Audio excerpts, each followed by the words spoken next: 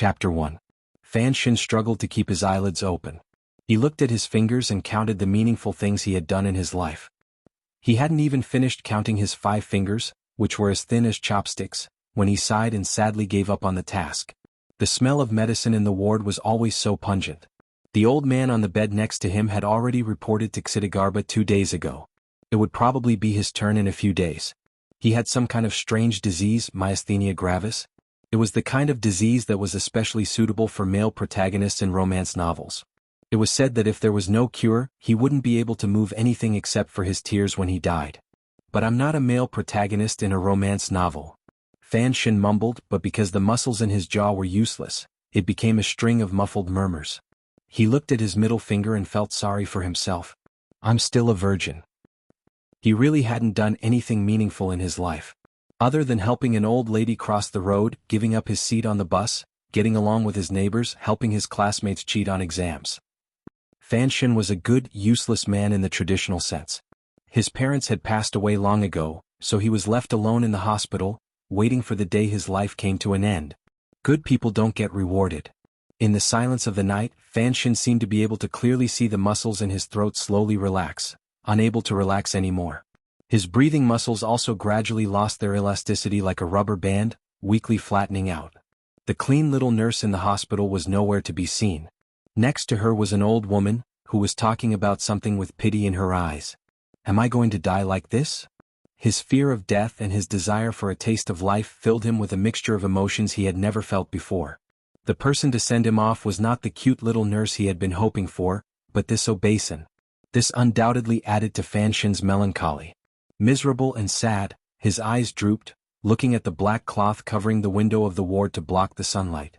He felt that life was really as lonely as dog shit. Miserable and sad, a drop of wet liquid slipped from the corner of his eye. Fan Shin felt a little sad. He stuck out his tongue and licked the tears that had slid from the corner of his eye to his lips. He was surprised to find that his tears were not only salty, but also had a slight fishy smell. Was it because he rarely bathed in the hospital that even his tears began to stink? He couldn't help but curse in his heart. Who asked you to cry? Who asked you to cry? Do you really think you're the male lead of a romance novel?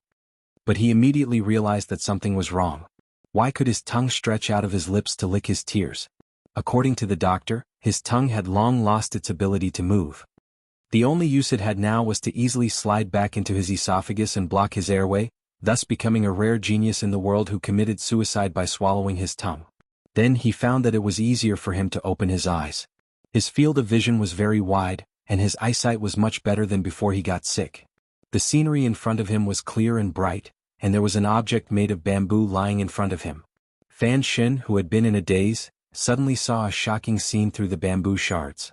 More than 10 men in black, brimming with a murderous aura, were holding sharp weapons in their hands, hacking at him. For a moment, he had no time to tell if this was a dream or a strange experience before death. He instinctively shrank his head back and covered his face with his hands. If it had been any other ordinary person, they would probably have done the same thing. Swoosh, swoosh, swoosh, swoosh. Countless sounds of breaking air rang out. This was followed by countless muffled grunts and then silence. After a while, Fan Shin felt that something was wrong. He carefully separated 2 fingers from the hands covering his face and secretly looked outside. The bamboo basket in front of him divided the space in front of him into countless pieces. Looking through these holes, he could clearly see more than 10 corpses lying on the ground. Blood flowed on the ground and the fishy smell filled the air. Fan Shin was frightened. Everything in front of him was too real, and he couldn't come back to his senses for a moment. Then he suddenly thought of the hands on his face. Could it be that his hands could move? Could it be that his illness had really been cured? Then what was going on in front of him? Was this all a dream?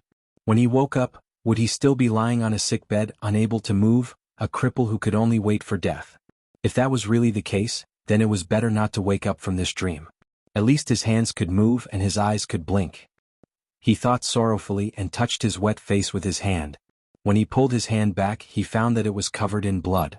It turned out that the drop of wet liquid that had dripped from the corner of his eye was someone's blood that had splashed onto his face. Fan Shin stared blankly at his hands, screaming in his heart that these were definitely not his hands. In front of him was a pair of white, tender and adorable little hands. They were stained with blood, and they looked as strange and enchanting as a white lotus that had bloomed in Azura's field. They were definitely not the hands of an adult. A series of emotional shocks surged into Fan Shin's mind. He couldn't help but be stunned. Countless questions and incomparable fear occupied his body and mind. It was the 57th year of the Qing Kingdom. His Majesty had led an army to conquer the Western barbarians, but the war had not yet ended. Count Sinan was also with the army, and the Empress Dowager and the Council of Elders were in charge of the capital. On this day, a fire broke out at Taiping Villa on the outskirts of the capital by the Lujing River. A group of nocturnal experts took advantage of the fire to break into the villa, killing anyone they saw. A young servant from the courtyard took advantage of the night to break out of the encirclement with his young master. They were chased by a group of villains dressed in nocturnal clothes. The two sides fought all the way to the south entrance of the city. The experts who were ambushing them did not expect that this disabled youth was actually an unfathomable expert. Behind the hills, there were unexpectedly reinforcements from the other side. The identities of these reinforcements made these people even more terrified. Black Knights. The assassins who had been shot to death by crossbow bolts, lay in pools of blood and cried out in anguish. The reinforcements were mounted on horses wearing black armor. Under the moonlight, they glowed with a faint, soul-devouring luster. Each of the cavalrymen was armed with a hard crossbow, which only the army was allowed to equip. Earlier, the rapid firing of the crossbow bolts had killed most of the assassins. Surrounded by the Black Knights was a middle-aged man sitting in a carriage. His face was pale and he had a sparse beard on his chin. He looked at the young servant who was carrying a child on his back and nodded. He then clapped his hands lightly. The clapping was the signal to attack. The cavalry separated into a group, and like a sickle in the night, they mercilessly charged into the ranks of assassins, who had suffered heavy casualties. Suddenly, a sorcerer among the assassins raised his staff and began to chant an incantation. Everyone present could feel some unknown energy beginning to gather at the edge of the hills. The middle-aged man in the carriage frowned slightly but did not move. Suddenly, a black shadow leaped out from beside him, flying through the night like a hawk. With a crisp sound, the sorcerer's chanting came to an abrupt end. His head flew high into the air and blood fell like rain. The middle-aged man in the carriage shook his head. These sorcerers from the West just don't understand. In the face of a true powerhouse, magic is like the Prime Minister's pen. It's useless. Dozens of Black Knights confirmed that the surroundings were safe. They clenched their right fists and made a hand gesture, reporting that the surrounding assassins had been cleared. The cavalry parted, and the carriage inside slowly moved forward, stopping in front of the young servant. The middle-aged man in the carriage sat in a wheelchair with the help of his subordinates. The middle-aged man with crippled legs pushed the wheelchair under him, slowly approaching the center of the field, toward the young man who had been standing as straight as a spear. Looking at the bamboo basket on the young servant's back, the middle-aged man in the wheelchair finally showed a hint of red on his pale face. Finally, nothing happened. The man carrying the bamboo basket had his face covered with a black cloth, and in his hand was a black iron rod that looked like a sword.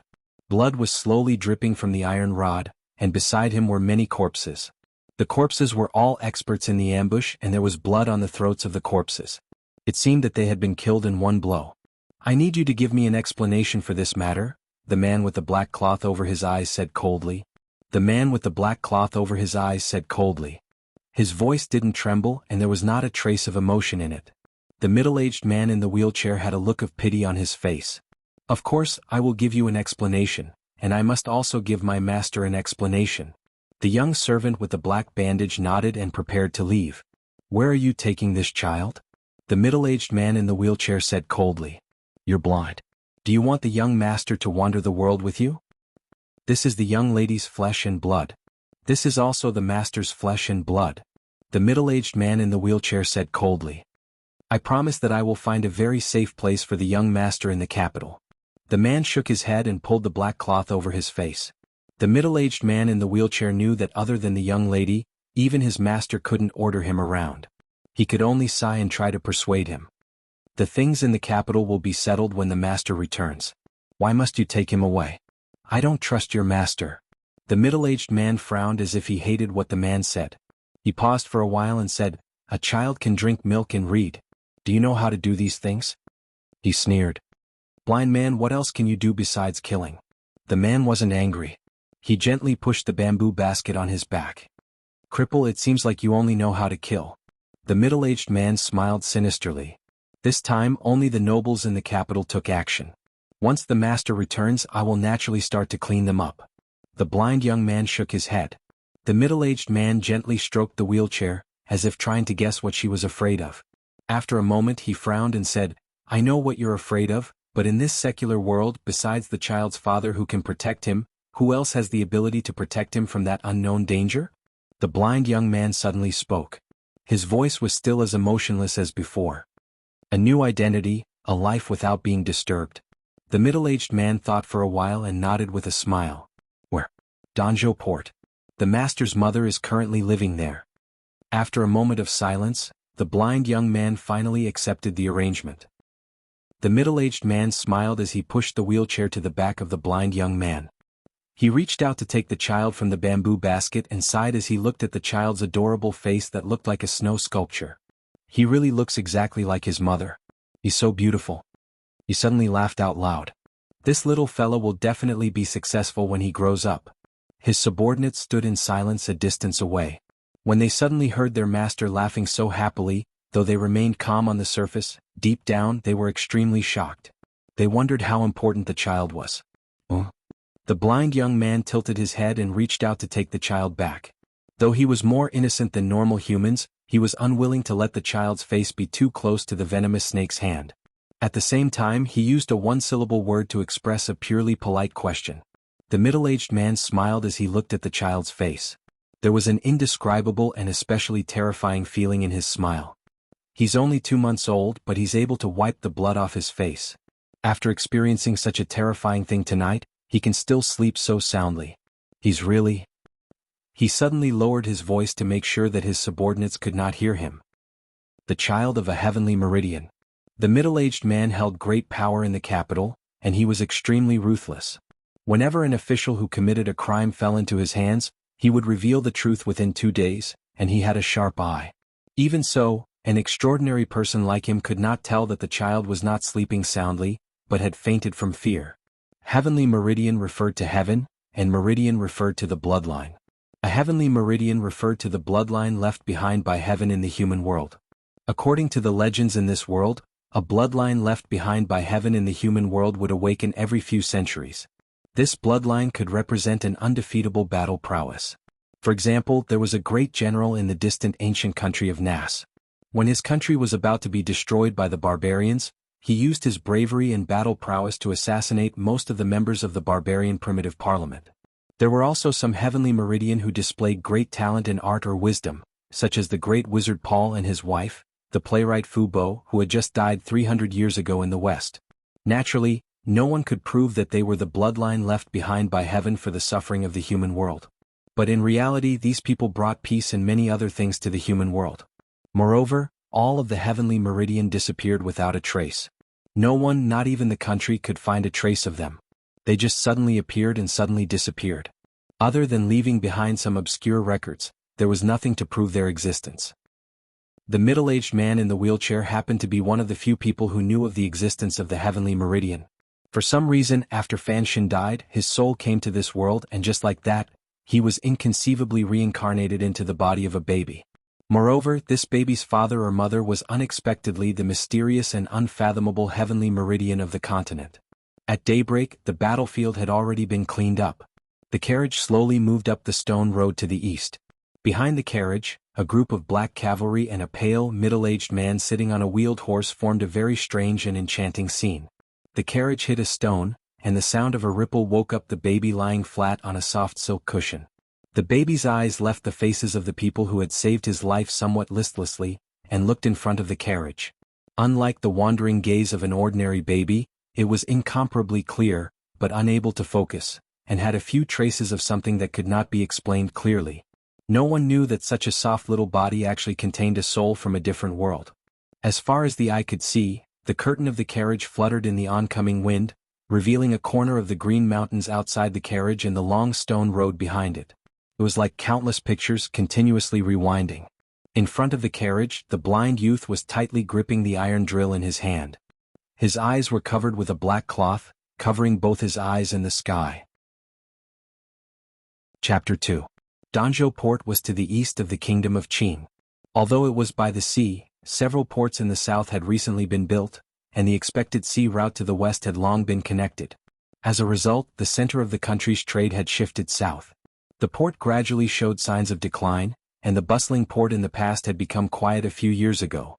Seagulls flew freely, no longer harassed by those hateful sailors. On the other hand, the residents that lived in Danzhou port did not feel that their lives had changed much. Their income had decreased, but His Majesty had exempted them from taxes for a few years, so they were living quite well. Besides, the port was very beautiful and it was quiet now, so it was naturally more suitable for people to live in. Occasionally, some big shots would choose to build their manors here. But because it was too far from the capital, not many officials actually stayed. The only one who could be considered as such was the old lady in the courtyard in the west of the city.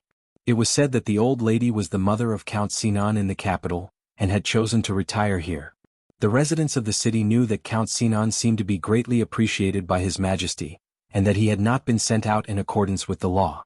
Instead, he had stayed in the capital to work in the Ministry of Finance, so most of them were respectful to the old lady. But children did not understand such things. It was a fine day, and the adults were sitting in a tavern, enjoying the salty and humid sea breeze, the salted plums and the wine in their glasses. A group of teenagers surrounded the stone steps of the back door of Count Sinan's manor in the west of the city. They were so densely packed together that it was hard to tell what they were doing. Looking closer, he discovered that it was a very interesting scene. It turned out that these youths were all listening to a child who was only 4 or 5 years old. The little boy was very handsome, with picturesque eyebrows and clear eyes. His voice was still childish, but his tone was very mature. He sighed and gestured with his small arms. It said that Truman walked to the wall and found a ladder there, so he walked up step by step and found the door. He pushed the door open and walked out, and then, naturally he returned to the world.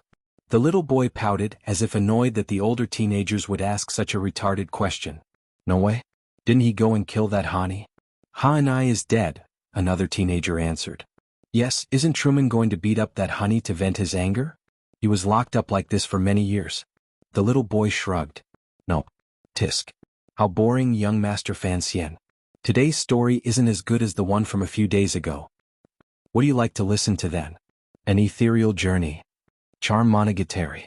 Bang? The little boy called Fan Xian pointed his middle finger at the children around him who were older than him. Fighting and killing isn't healthy. Digging for treasures everywhere isn't environmentally friendly. Suddenly, an extremely angry voice came from the courtyard. Young master, where have you been? The children in a circle imitated him and also raised their middle fingers. But because there were so many of them, it was much more spectacular. Bang! They all laughed and dispersed. The little boy called Fan Xian stood up from the stone steps, patted the dust off his buttocks and ran into the courtyard. But before he closed the door, his sharp eyes glanced at the blind young owner of the grocery store across the street. His face showed a complex expression that did not match his age, and he gently closed the wooden door. This was Fan Xian's 4th year in this world. In these years he finally understood that he was not dreaming. He had really come to an unknown world. This world seemed to be the same as the one in his memory, but also seemed to be very different. By eavesdropping on the servants in the Count's manor, he finally understood his identity. He was the illegitimate son of Count Sinan in the capital. Just like in the typical feud between the rich and the powerful, an illegitimate son could easily fall prey to the evil schemes of the first aunt or second aunt. Fan Xian's father seemed to have only one son, so in order to continue the Count's bloodline, he was sent to Danzhou Harbor, which was very far from the capital. Over the years he gradually got used to his identity. The soul of an adult trapped in the body of a child would experience a completely different experience, both physically and psychologically. If it were a normal person they would probably go crazy. But coincidentally, in Fan Xian's previous life, he was a patient with myasthenia gravis and had been bedridden for many years. Now, it was just a little inconvenient for him to move around. Compared to the miserable situation in his previous life, it was nothing. So now that he was living in the child's body, he didn't feel too uncomfortable. The most uncomfortable thing was actually his current name.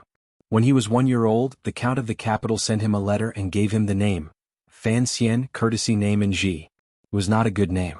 It sounded like a curse from his hometown. You're a nuisance. But his appearance was only that of a child, so it was impossible for him to object verbally. When he was treated in the hospital in his previous life, he could still move his head, so he often begged the cute little nurse to buy him pirated DVDs and books. After living in the count's residence for a long time, although the old lady was cold on the outside but warm on the inside, and loved him very much, and the maids in the residence did not treat him differently because of his identity as an illegitimate son, the pain of not being able to communicate with others still made him a little unhappy. Could he tell the maids that he was from another world? Could he tell the teacher that he actually recognized all the words in the book? So he often sneaked out of the count's residence's side door and played with the commoners' children on the street. More often than not, he told them stories, movies, and novels from his world. It seemed that he wanted to remind himself of something, to remind himself that he did not belong to this world, and that there were movies, the internet, and YY novels in his world. Until today, for some reason, he told the movie, The Truman Show. The movie's plot was a little dull, and there was no Jim Carrey acting cute, so he should have known that the teenagers in Danjo Harbor would not like it. But he still told it. Because deep in his heart, there was always a sense of absurdity. He was clearly a person who was going to die, so why was he suddenly reborn in this body? He could not help but think of the movie. Perhaps the people in front of him, the streets, and the seagulls flying in the sky were all arranged by someone? Just like the Truman Show. In the end, the Truman Show discovered that the world he was in was fake, so he resolutely took a boat and found the exit. But Fan Xin, no, it should be Fan Xian, knew that he was not the Truman Show. This world was real and it was not a big film studio. So he found that telling stories every day to remind himself that he was from another world was a very absurd action in itself. Chapter 3. The only good thing about his rebirth was that his limbs were now nimble and he could jump about. Fan Xian was gratified by this realization. Those who had not suffered from his disease would probably find it difficult to feel this kind of happiness. He comforted himself by thinking that perhaps this was a gift from God. It took him 4 whole years to figure out this problem. Since he had the chance to live again, why not live it to the fullest? Since God had bestowed a new life upon him, if he did not live it well, would that not be disrespecting God? For example, since he could move now, why not move more? So all the servants in the count's manor knew that this young master, born of a concubine, was someone who could not sit still. "Young master, I beg of you, come down quickly." At that moment, Fan Xian was sitting at the highest point of the artificial mountain in the courtyard, looking at the distant horizon with a smile. But in the eyes of the servant girl, a 4-year-old child had climbed to such a high place, and had such a mature smile. It was obvious that the little fellow had lost his mind. Gradually, more and more people gathered at the foot of the artificial mountain. 7 or 8 servants surrounded the mountain anxiously. Although Count Sinan was appreciated by His Majesty, his rank was not high, and his official position was not high. He did not have much income, and even if he did, he could not possibly spend it all on his mother and illegitimate child. As a result, there were not many servants in the count's estate. Fan Xian looked at the anxious faces of the people at the foot of the artificial mountain and could not help but sigh. He obediently climbed down. "It's just a little exercise. What's the rush?" The servants had long since become accustomed to their young master's strange habit of imitating the way adults speak. They took him in their arms and went to take a bath. When Fan Xian came out, his lips red, his teeth white, his body fragrant and tender, the servant girl picked him up again. Smiling, she caressed his face and teased, "Young master, you are born like a young lady from another family. Who knows which young lady will live a good life in the future?" Stupidly, Fan Xian didn't respond. He wasn't going to use the mouth of a 4-year-old to tease a teenage servant girl. He didn't want to do such a tasteless thing. He would wait until he was 6 before he began this great and challenging work. "It's time to take a nap, little ancestor." The maid patted the little fellow's buttocks. They had always found it strange that although the young master of the count's estate was young and had begun to show signs of naughtiness, he had always maintained the self-discipline and hard work of an adult. For example, taking a nap. Anyone who had a normal childhood would always remember the glorious deeds of how they fought against the demons who forced them to sleep under the bright and beautiful noontime sun. Some of the demons called him father, some called him mother, and some called him teacher.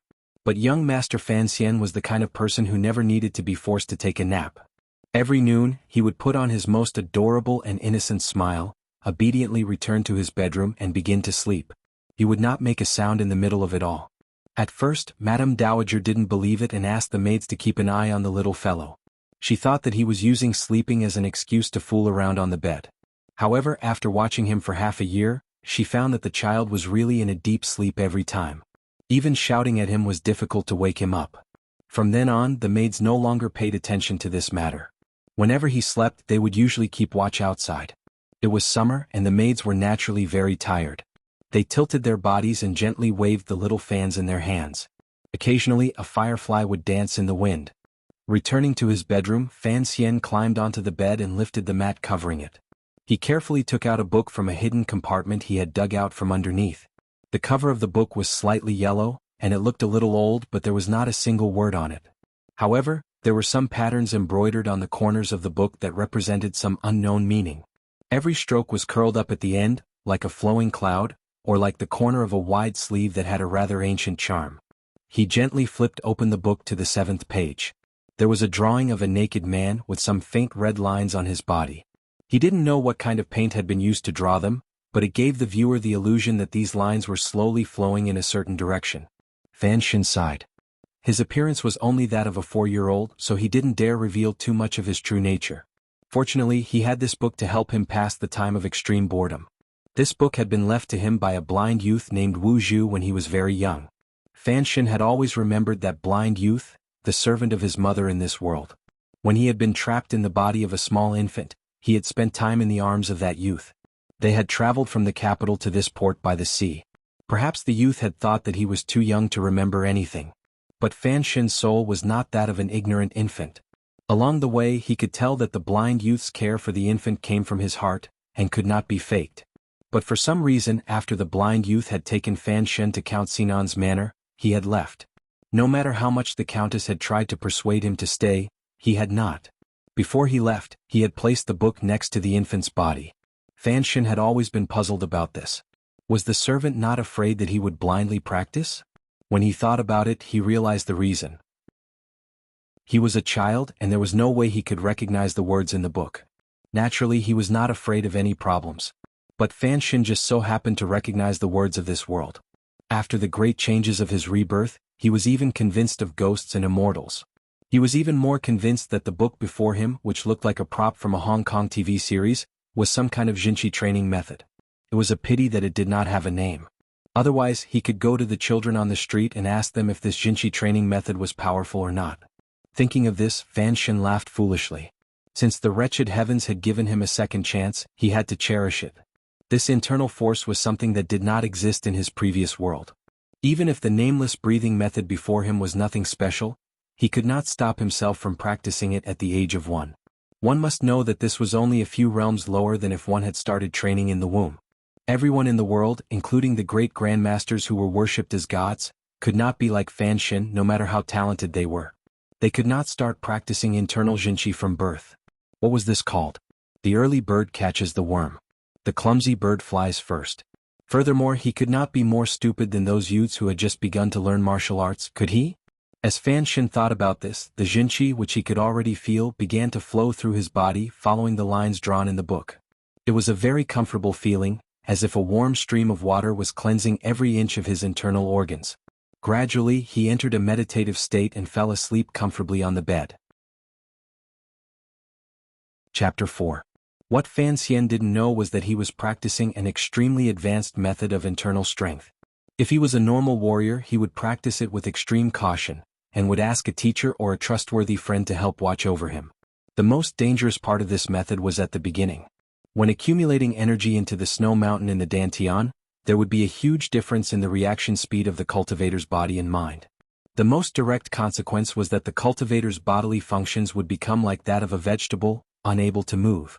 If the cultivator had no experience, it was easy to mistakenly think that he had gone mad, and forced the Jinchi into his body. If the cultivator was lucky, he might be able to return the chaotic Jinchi to his meridians, but that would mean that the practice would be of no use.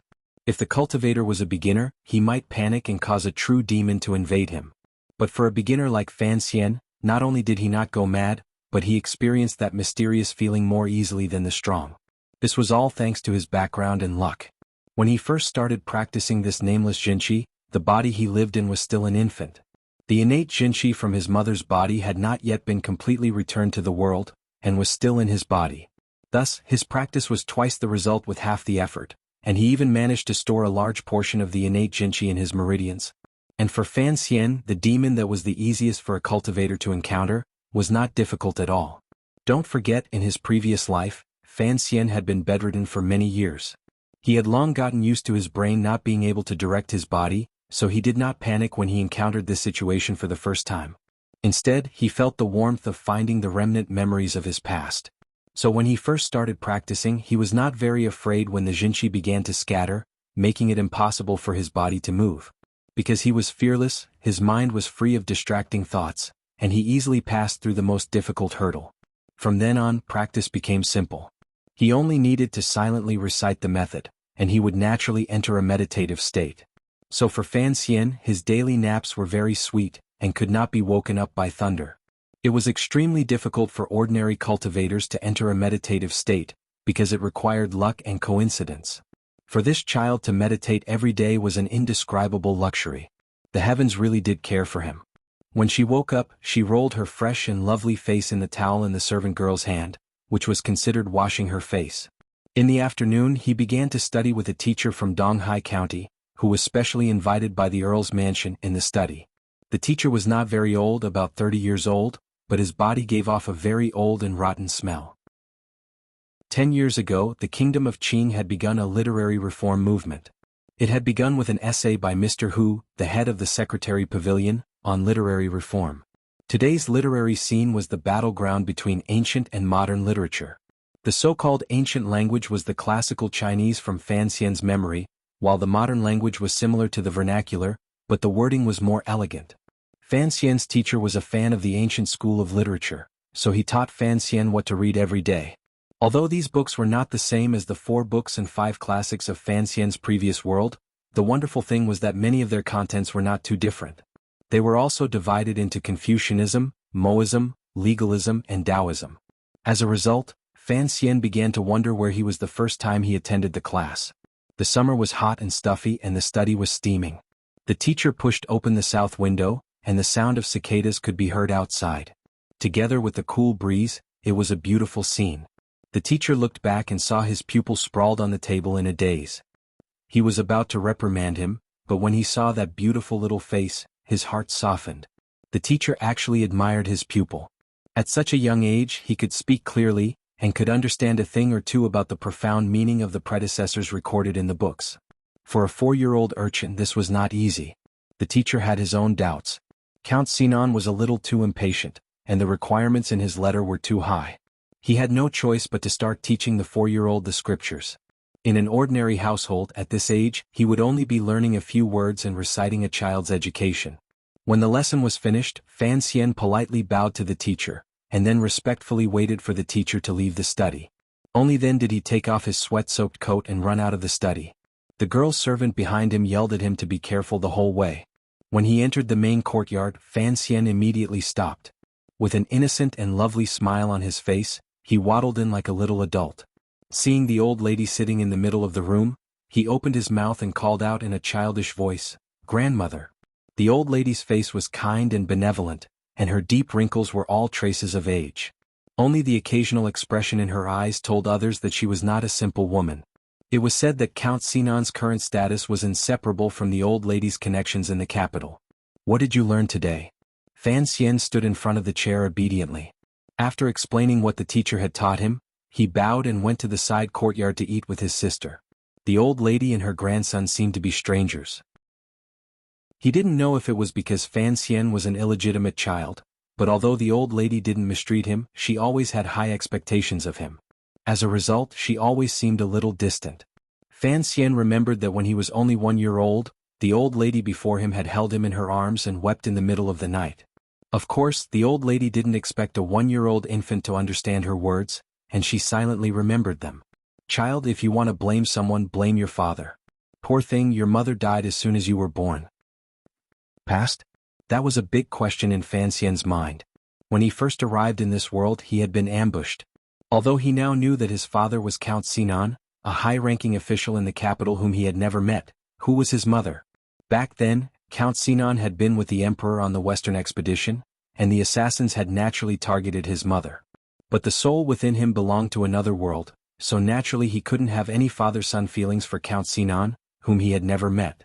He would only occasionally think of the woman who had already left this world, his mother in name. Chapter 5. What are you thinking about? The 2 servant girls were serving the dishes. The little girl who sat to Fan Xian's right, pouted. The little girl's skin was a little dark and she was a little thin. Sitting next to Fan Xian, who was as pretty as a girl, she looked particularly pitiful. Fan Xian reached out and ruffled the little girl's yellow hair. I was thinking about what you usually eat in the capital. This little girl, who was even younger than Fan Xian, was Count Sinan's daughter. She was his half-sister, and her name was Ruoruo. Because she had been sickly since childhood, and the countess loved her dearly, she had been brought to Danzhou a year ago to recuperate. But after nearly a year there had been no improvement. Her hair was still rather sparse. Naturally, the family of an official would not lack food and clothing, so she could not be malnourished. She was probably born with a weak constitution. Fan Xian and the little girl hit it off very well. Although he dealt with the little girl with the mentality of an uncle, it was only because he felt sorry for her that he often took her out to play and told her stories. In the eyes of others, however, it became evidence of their deep sibling love. Fan Xian's identity was a little awkward. After all, an illegitimate child could not be compared to a legitimate daughter, so the servant girls deliberately avoided mentioning the count's estate in the capital. Hearing her brother's question, the little girl very seriously began to count with her fingers what she usually ate in the capital. But no matter how she counted, the 3-year-old girl could not remember anything. She could only repeatedly say tanghulu and dough figurines. By the time they finished eating, it was already late. The sun was halfway down the other side of the land, and a thick twilight enveloped the entire courtyard. Roro, you really are weak. Big brother bullies me. Well, what do you want to hear today? Snow White. Fan Xian suddenly laughed. Fortunately, there was no one else around, or they would have been shocked to see the strange smile on the face of a 4-year-old boy. Big brother will tell you a ghost story, okay? No. Fan Ruoruo was startled. She shook her head vigorously, and 2 clear streams of tears rolled down her tan cheeks. It was clear that she had been tormented by many ghost stories in the past year.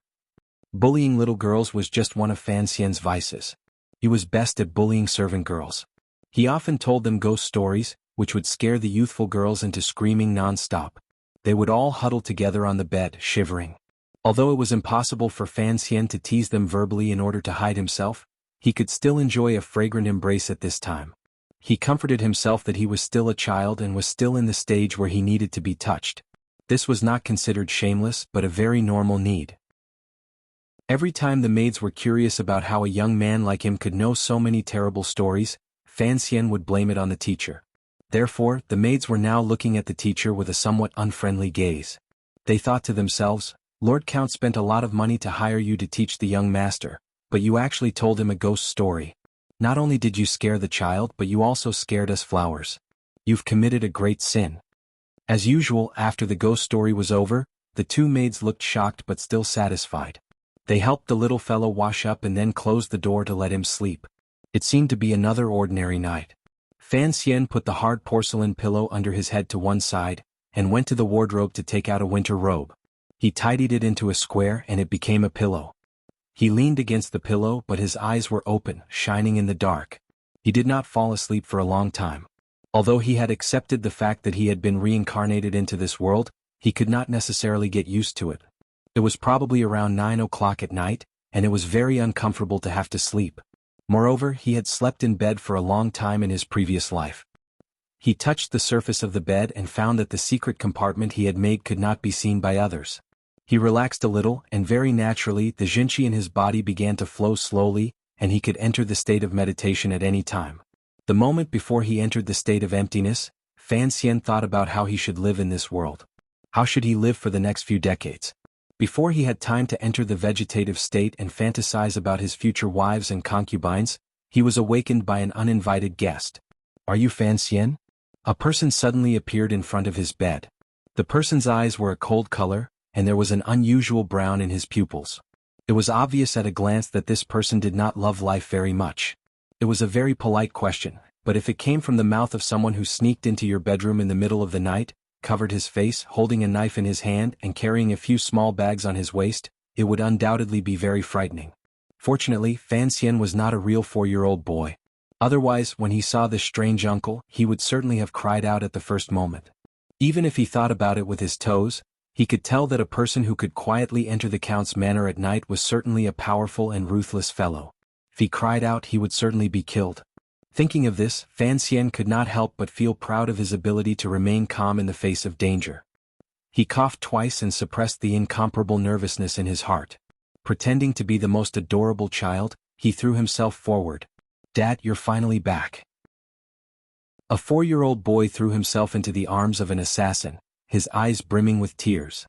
His hands were tightly wrapped around the assassin's waist, but the child's hands were too short to wrap around the assassin's waist. All he could do was grab at the assassin's clothes, as if afraid that the assassin would run away.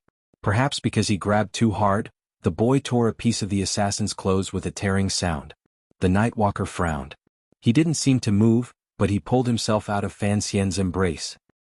He stood there in a daze, as if wondering why the illegitimate son of Count Sinan would call him father. At the same time he was puzzled. His clothes were of the finest quality, and even a knife would not be able to easily cut them. How could this child tear them with his bare hands? He was puzzled, and Fan Xian was even more puzzled. When there was no one around, Fan Xian would often use rocks from the rockery to test the power of his nameless jinchi. When he discovered that his slender little fingers could, with some difficulty, crush the soft stones, he had a certain degree of confidence in his ability to defend himself. With great difficulty, Fan Xian had used the 4-year-old boy's crying trick to make the assassin lower his guard. Then he had gathered all his jinchi into his fingers, thinking that he would be able to subdue the assassin. Who knew that he would only be able to tear off a few pieces of cloth? It seemed that something was about to happen. Chapter 6. Although Fan Xian looked like he was only 4 years old, he was a mature soul on the inside. The blood and corpses of his first day in this world were firmly imprinted in his mind, so he had always felt very uneasy. He knew that his unclear past would one day bring him trouble. It seemed that trouble had finally come today. His sneak attack had failed, so he couldn't use the same trick again. He sobbed pitifully, trying to confuse the Nightwalker. At the same time, his mind raced, trying to think of a way to escape. If he called for help, the Nightwalker would certainly kill him in a very short time. Seeing that the Nightwalker was not making any moves, it was clear that he had been stunned by Fan Xian's random call of "Daddy." Fan Xian's mind worked very quickly. Seeing that his sneak attack had failed, he relied on his innate advantage of being too young. He looked at the Nightwalker and began to cry. "Daddy, Daddy." As he cried, he nervously began to think of a way to escape. "There's no need to pretend, Master Fan." The Nightwalker's tone was very indifferent, but it didn't seem to be dangerous. "It seems that you are very clever, knowing how to protect yourself at such a young age. But you should know very well that I am not the Count." Having said this, the Nightwalker gestured with the knife in his hand, and then approached the 4-year-old Fan Xian. Fan Xian's face was still innocent and flawless. Tears streamed down his cheeks, but his heart tightened. He sobbed. "Then who are you, uncle?" "I was sent by your father to see you, so don't call me that." The Nightwalker's eyes were a little brown, and he looked a little ugly. The wrinkles at the corners of his eyes gave away his age, and the way he spoke made Fan Xian think of those old men who tricked little girls into looking at goldfish. But Fan Xian didn't show it. He still perfectly played the part of a 4-year-old child. A little fear, a little surprise, and a little anger. "You're not Daddy." Then, as if he didn't see the knife in the Nightwalker's hand, he twisted his little butt and climbed onto the bed. "I don't even know what Daddy looks like," he muttered. The Nightwalker laughed darkly and walked over to the bedside. Suddenly, the little boy turned his head to look behind the Nightwalker. His eyes flashed with surprise. "Mommy," he cried. This was a very tricky move. If it had been anyone else, they probably wouldn't have been able to fool the Nightwalker. After all, the Nightwalker was a master who owned an independent laboratory in the capital. But the one who used this trick was a 4-year-old boy, so the Nightwalker naively believed it. And when he heard Fan Xian call him mother, his eyes revealed a look of extreme shock, and he suddenly turned his head to look behind him. Behind him was naturally the tightly shut door and the thick darkness of the night. Bang! A crisp sound rang out in the bedroom. The Nightwalker lay on the ground with blood all over his head. Fan Xian held the half-broken porcelain pillow in his hand and looked at the man on the ground with lingering fear. He weighed the broken pillow in his hand, gritted his teeth, raised his small arm, and viciously smashed it into the back of the man's head. This was a muffled sound, and the person had used a lot of strength. Even if this Nightwalker was a grandmaster, he would not be able to wake up for a while after being hit by this heavy pillow. The chief maid's voice came from outside. "What's wrong?" "It's nothing, sister. I broke a cup. I'll come back tomorrow to fix it." "How can we do that?" What if you hurt the young master's foot? I said I'll do it tomorrow. Hearing the gentle, innocent and adorable young master throw a rare temper tantrum, the maid shut her mouth and said nothing more. Fan Xian walked back to the wardrobe and struggled to pull out a winter quilt. Then he tore the quilt into strips with 2 fingers and twisted them, firmly tying up the unconscious Nightwalker on the ground. Only now did he realize that his back was completely wet. A trace of lingering fear welled up in his heart. Whether it was in his previous life or this one, this was the first time he had tried to kill someone. Although he didn't know if he had killed the man, he had taken too much of a risk. If the man really was a master of martial arts, then he would certainly have lost his life. He put his hand under the Nightwalker's black mask and found that the man was still breathing. For some reason, Fan Xian suddenly had the thought of killing him to silence him. But then he realized that after his rebirth, he seemed to have become much more resilient. He had acted so ruthlessly without the slightest hesitation. He didn't realize it himself because in the heart of the child called Fan Xian, he had already died once. This rebirth was especially precious, so he wouldn't allow anyone to harm his life. Only when you're drunk do you know the weight of life. Only when you're dead do you know the weight of life. It was that simple. Holding the knife in his hand, Fan Xian thought about it again and again. He still couldn't make up his mind to kill the unconscious Nightwalker. Suddenly he thought of someone and his face lit up with joy. He quietly opened the door, ran to the backyard and crawled out through the dog hole. He came to the grocery store on the corner of the street across from the Count's mansion. Knock, knock, knock, knock. He gently knocked on the door of the grocery store. The sound was very soft and in the quiet night of Danzhou, it didn't travel far. But Fan Xian knew that the person inside could certainly hear the knocking. Although that person had pretended not to know him for 4 years, when things came to this, Fan Xian could only think of one person he could trust. Who's there? An extremely calm and emotionless voice came from the grocery store. Fan Xian thought that this person was still the same as he was back in the capital, speaking and doing things in a methodical manner. He rolled his eyes and said quietly, "I'm Fan Xian." Sure enough, as Fan Xian expected, the wooden door of the grocery store opened without a sound. The blind youth stood like a ghost in the doorway, giving Fan Xian a fright. Fan Xian looked at the person in front of him who had brought him to Danzhou Harbor. He looked at his cheeks and the black cloth covering his eyes, which didn't seem to have changed in the past 4 years. He was a little curious. Could it be that this person didn't age? Chapter 7.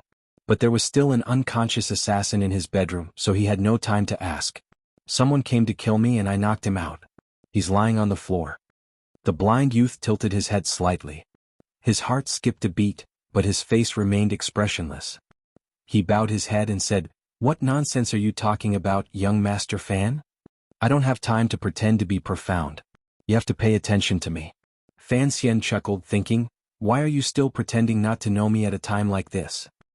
He took the blind youth by the hand and walked in the direction of the manor. "Young master, you're still talking nonsense." The blind youth frowned slightly, as if wondering why the child in front of him seemed to know who he was. When he had sent Fan Xian, still in swaddling clothes, to Danzhou, Fan Xian had only been a few months old, so he shouldn't have had any memories. Could it be that the Count's wife had told him who he was? It was late at night, and a few mournful barks could be heard in the distance. Someone had woken up in the middle of the night and found the wrong door. The blind youth, Wuxia, had a cold expression on his face as he listened to Fan Xian. Finally he moved. He closed the door of the grocery store and walked toward the Count's manor. Fan Xian breathed a sigh of relief and hurried to catch up. Outside the Count's manor, the two of them crawled back through the dog hole and stood in the bedroom, looking at the unconscious assassin on the floor. Fan Xian looked at the man on the floor. He didn't know if he was dead or alive, so he couldn't help but feel a little nervous. "Uncle Wuxia," he asked, "you've been staying in the grocery store these past few years, not daring to recognize me." "What?"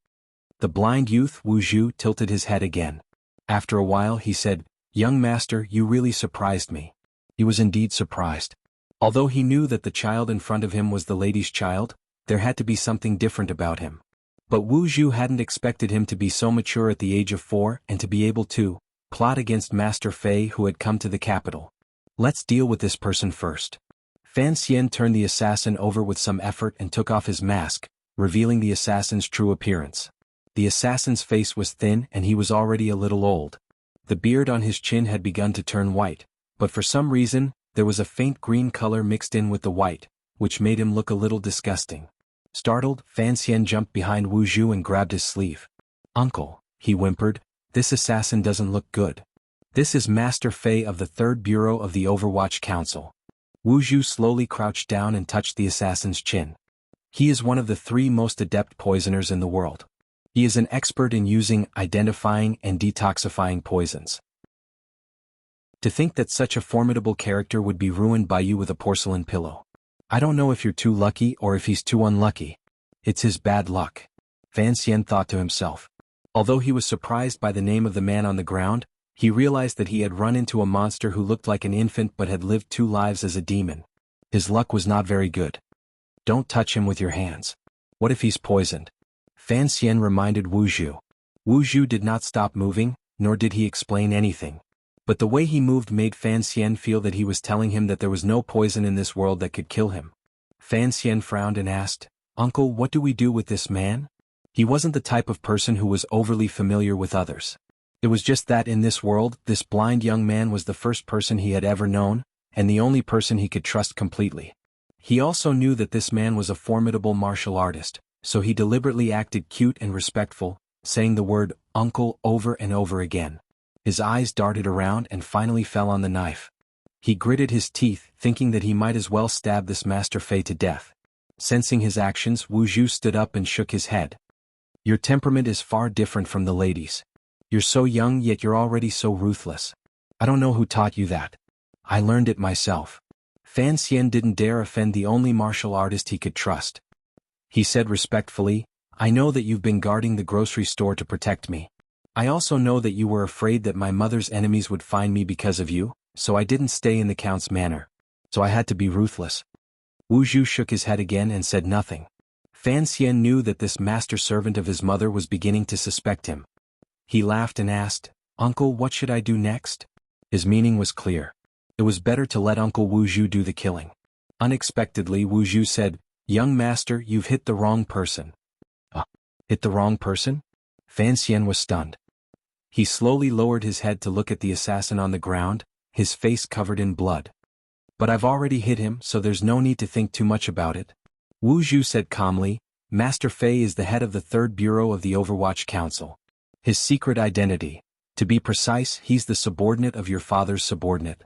So I don't think he came to Danzhou to kill you. If he really did come to kill you, I believe that no matter how capable you are, you would have died countless times over." Only then did Fan Xian remember that the assassin on the ground had said that his father had sent him, but... Damn, he looks like T-Bag. Who would believe a pervert like him? Fei Jie had been staying in the Institute of the Overwatch Council in the capital these past few years. He was an old man in his 50s, and although he had the reputation of being a master of poisons, he was in a semi-retired state. If it weren't for the fact that someone powerful had asked him to come to Danzhou to teach, and that he didn't have the courage to refuse, he would never have left the capital. But he hadn't expected that the first time he saw his student, he would be beaten up so badly, he would bleed half a bowl of blood and almost lose his life. He looked at the little boy in front of him and found that his face was innocent and adorable. His big eyes flickered with a hint of fear and shame. Such a cute little face, coupled with his identity as a little boy, left him with nowhere to vent his anger. Turning his head, he saw a servant, and prepared to vent his anger on him. "Who are you? Hurry up and untie me. I'm Master Fei, who was hired by the Count with a lot of money." Unexpectedly, the servant seemed to be even more arrogant than he was. Ignoring him, he said coldly, "The agreement between me and your superior doesn't seem to include you as a teacher." "Master Wu?" Fei Jie widened his murky brown eyes. When he saw the servant's appearance, he was shocked. "Master Wu, it's you." Hearing the assassin call himself Fei Jie after waking up, Fan Xian felt that the matter was indeed puzzling. Chapter 8. Fan Xian thought Fei Jie was puzzled. Didn't my father never care about me, an illegitimate child? Why would he send a teacher to teach me? If it was to teach me how to read, that would be fine. But why did he send an old freak to teach me? Seeing that Fei Jie knew Wu Zhu, Fan Xian knew it was not his place to interrupt. He sat on the bed, feigning ignorance. After the adults had explained everything, Fan Xian used his small arm to remove the bedsheet from Fei Jie's body. He hid behind Wu Zhu and laughed foolishly, pretending to be an idiot. It was a pity that he had shown off a little today. The two powerful figures in front of him knew that this 4-year-old's mind was not as simple as it seemed. The sky was already beginning to brighten. In the distance, the faint crowing of a rooster and the sound of servants boiling water could be heard. Wu Zhu led Fei Jie out the door. But before they left, Fan Xian heard Wu Zhu say something cold. "When are you going to explain how you know who I am?" Fan Xian's heart skipped a beat. He didn't know how to explain. 4 years ago, when he and Wu Zhu had traveled thousands of miles to Danzhou, he had been a baby only a few months old. He thought about it again and again but couldn't come up with a good excuse. He could only blame himself for being frightened by that strange old man Fei Jie. The city of Danzhou began to wake from its dreams, but the unremarkable grocery store showed no signs of opening. In a dark room in the store, Wu Zhu looked at Fei Jie coldly. What is the meaning of the cripple? Although Fei Jie could be considered a master in some areas, he couldn't help but feel a little anxious when he thought of the rumors about the cold-blooded and ruthless young man in front of him. "The young master has to grow up," he replied.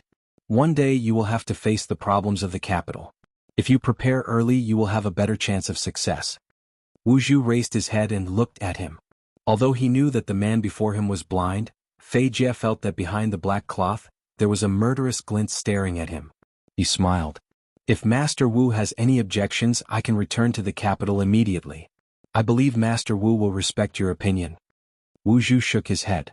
"I don't think the cripple sent you here for a simple reason." "Not bad." Fei Jie thought that only the man in front of him would dare to call the headmaster a cripple. He bowed and replied, "The headmaster hasn't been able to find the box left behind by Miss Wu.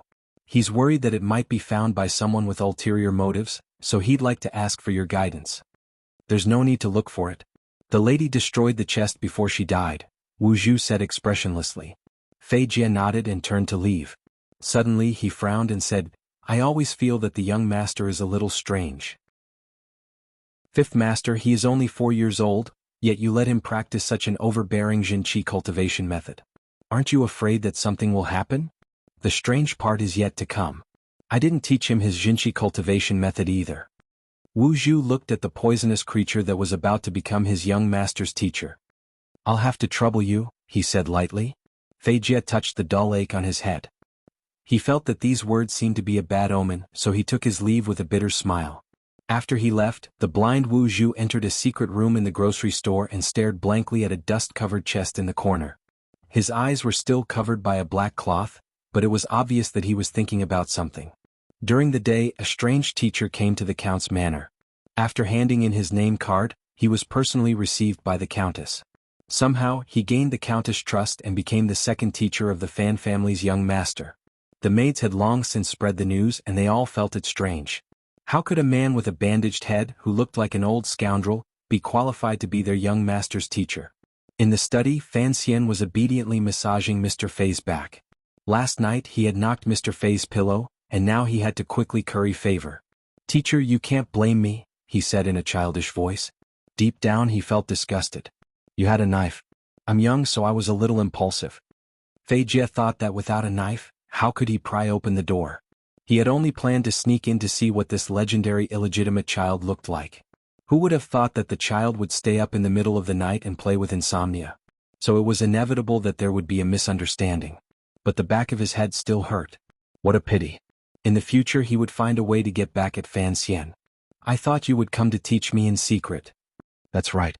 In many Jianghu legends, a young man living alone in a small garden will come across a strange person and learn amazing skills. Those around him know nothing about it. This kind of thing is quite common. Fan Xian looked at Fei Jie bitterly, listening to him speak. "But not everyone in this world is stupid. Besides, you're not my daughter-in-law and I don't like to climb walls every day." Fei Jie's expression was not very good. He looked at the young boy in front of him. "So, since I have an identity, it's better to use that identity to teach you." Fan Xian chuckled and climbed onto his lap. "Teacher, do you know my father? What kind of person is he?" Fei Jie's face turned green and red. He knew that the young boy in front of him was a vicious person, and yet he was still pretending to be naive. He felt completely powerless. Hearing the question, he thought for a moment before replying, "The Count is a friend of my superior, so he asked me to teach you. You should call me teacher in the future." "Teacher? Then what are you going to teach me?" Fei Jie laughed, and a strange light flashed in his slightly brown eyes. "I only know how to use poison." So I'm going to teach you how to use poison to kill people, and how not to be poisoned to death. He had thought that this would scare the little boy to tears, but Fei Jie immediately realized that the little boy in front of him was not an ordinary person, so his trick would probably be useless. Sure enough, Fan Xian's big eyes were full of excitement. His long eyelashes fluttered in a particularly interested manner. Then what are you waiting for? Do you want me to catch a few rabbits to experiment on? Rabbits won't do, so I'll use toads? Fei Jie foolishly turned around, wondering if this little boy was really only 4 years old. A few months later, about a dozen miles away from Danzhou Harbor, in the graveyard, the faint light of dawn shone down on the dark graveyard, making the land seem even more eerie and eerie. Fei Jie clasped his hands together and stood outside the graveyard, watching the young master squatting in the grave. His eyebrows trembled slightly. This time, he had used a trip as an excuse to take a few days off from the Countess of the Count's manor. She had brought Fan Xian to the graveyard to dissect corpses and study the structure of the human body. Although he knew that Fan Xian was different from the average little boy, Fei Jie saw that it only took Fan Xian a short while to get used to the gloomy atmosphere of the graveyard. He quickly steadied his mind and began dissecting the corpses in the graveyard according to what he had learned in the past month. Fei Jie himself was shocked. He had always been a professional in dealing with corpses, but he had never seen a 4-year-old boy who could face a corpse so calmly. There was a foul stench in the graveyard. A beautiful and clean little boy wearing a large mask was using his small hands to pull out a ball of sticky intestines from a half-decomposed corpse. It was a horrifying scene. Fan Xian felt that his second life was just as miserable. Chapter 9. Fan Xian took off his mask and washed his hands with clean water. He began to record the characteristics of the corpse, then analyzed the possible ailments, and recorded them in detail in a large black leather notebook provided by Fei Jie. When he was done, he stood up. His face was pale and his long eyelashes trembled. "Teacher, is there anything else?" Fei Jie looked at him and frowned. He hadn't expected the kid to be so bold. Before he could say anything, Fan Xian couldn't hold back his nausea any longer. He ran to the bottom of the ridge and began to vomit violently. He waited until the nausea subsided, then stood back up. A trace of gentleness flashed across Fei Jie's eyes. He wondered if it was too cruel to let a 4-year-old come into contact with the most terrifying things in life. It wasn't until he saw Fan Xian vomit that Fei Jie suddenly realized that Fan Xian was truly like a child. It was not as if there was another soul hidden within him at all times. "Forget it. I'll think about it next time." Before Fei Jie could finish his sentence, he heard Fan Xian's childish voice say, "It's a pity that Danzhou Harbor is a small city. Too few people have died, otherwise we could find a fresh corpse." Fei Jie's heart thumped. He slowly turned his head to look at Fan Xian's pure eyes. He didn't know what he was trying to see in them. After a long time he said coldly, "Why? Ha! Why aren't you afraid? Why aren't you angry at me for making you do these things?" Fei Jie was puzzled. He frowned and looked at the little boy. Fan Xian lowered his head and said respectfully, "Because you told me to poison someone so that I could observe and learn. I'm afraid, so I'd rather dig up a corpse." "So there are things in this world that you're afraid of?" "Yes." Fan Xian looked at him pitifully. "I'm only 4.5. Being young is no excuse." Fei Jie nodded, then shook his head. "You may be young and perhaps there are some things you don't understand. But you have to know that an illegitimate child of a noble like you will face many conspiracies and harm in the years to come. Sometimes this cheap sympathy can be a weapon that kills oneself." After saying this, Fei Jie had a strange thought. Perhaps everything he said could be understood by the child in front of him. At this moment, the morning light suddenly shone into Fan Xian's half-raised eyes, reflecting a strange luster. Fei Jie's heart trembled. He felt that the little boy's eyes were extremely demonic. He had used poison to kill countless people in his life. During the northern expedition of the late emperor, the poison he concocted killed at least tens of thousands of soldiers of the Northern Wei Kingdom. In terms of crimes, he was destined to go to hell. But why was it that when he looked at the cute little guy in front of him, he couldn't help but feel afraid? After tidying up the tomb, the strange master and disciple began to follow the source of the light to the east. Along the way, Fei Jie suddenly asked, "You must be very curious." "Yes." Fan Xian grunted through his nose, and there was a hint of shyness in his sweet smile. "Teacher is very attentive to me." Fei Jie did not expect the child to give an irrelevant answer. He smiled bitterly and said, "You can still laugh at this time. I really doubt your nerves and the maturity of your brain. Laughing is better than crying." That's true. Fei Jie's gaze turned to the faintly discernible city walls in the distance. He frowned. Your father's family property in the capital is very large. In the future, there will be many who will compete with you for the family property. So you must become stronger and learn more. Fan Xian said nothing, but he was calculating in his heart. He had always heard that his father, Count Sinan, was trusted by His Majesty. That was why he had stayed in the capital instead of being sent elsewhere. The year before last, there had been political turmoil in the capital. Who knew how many princes and nobles had died in that coup?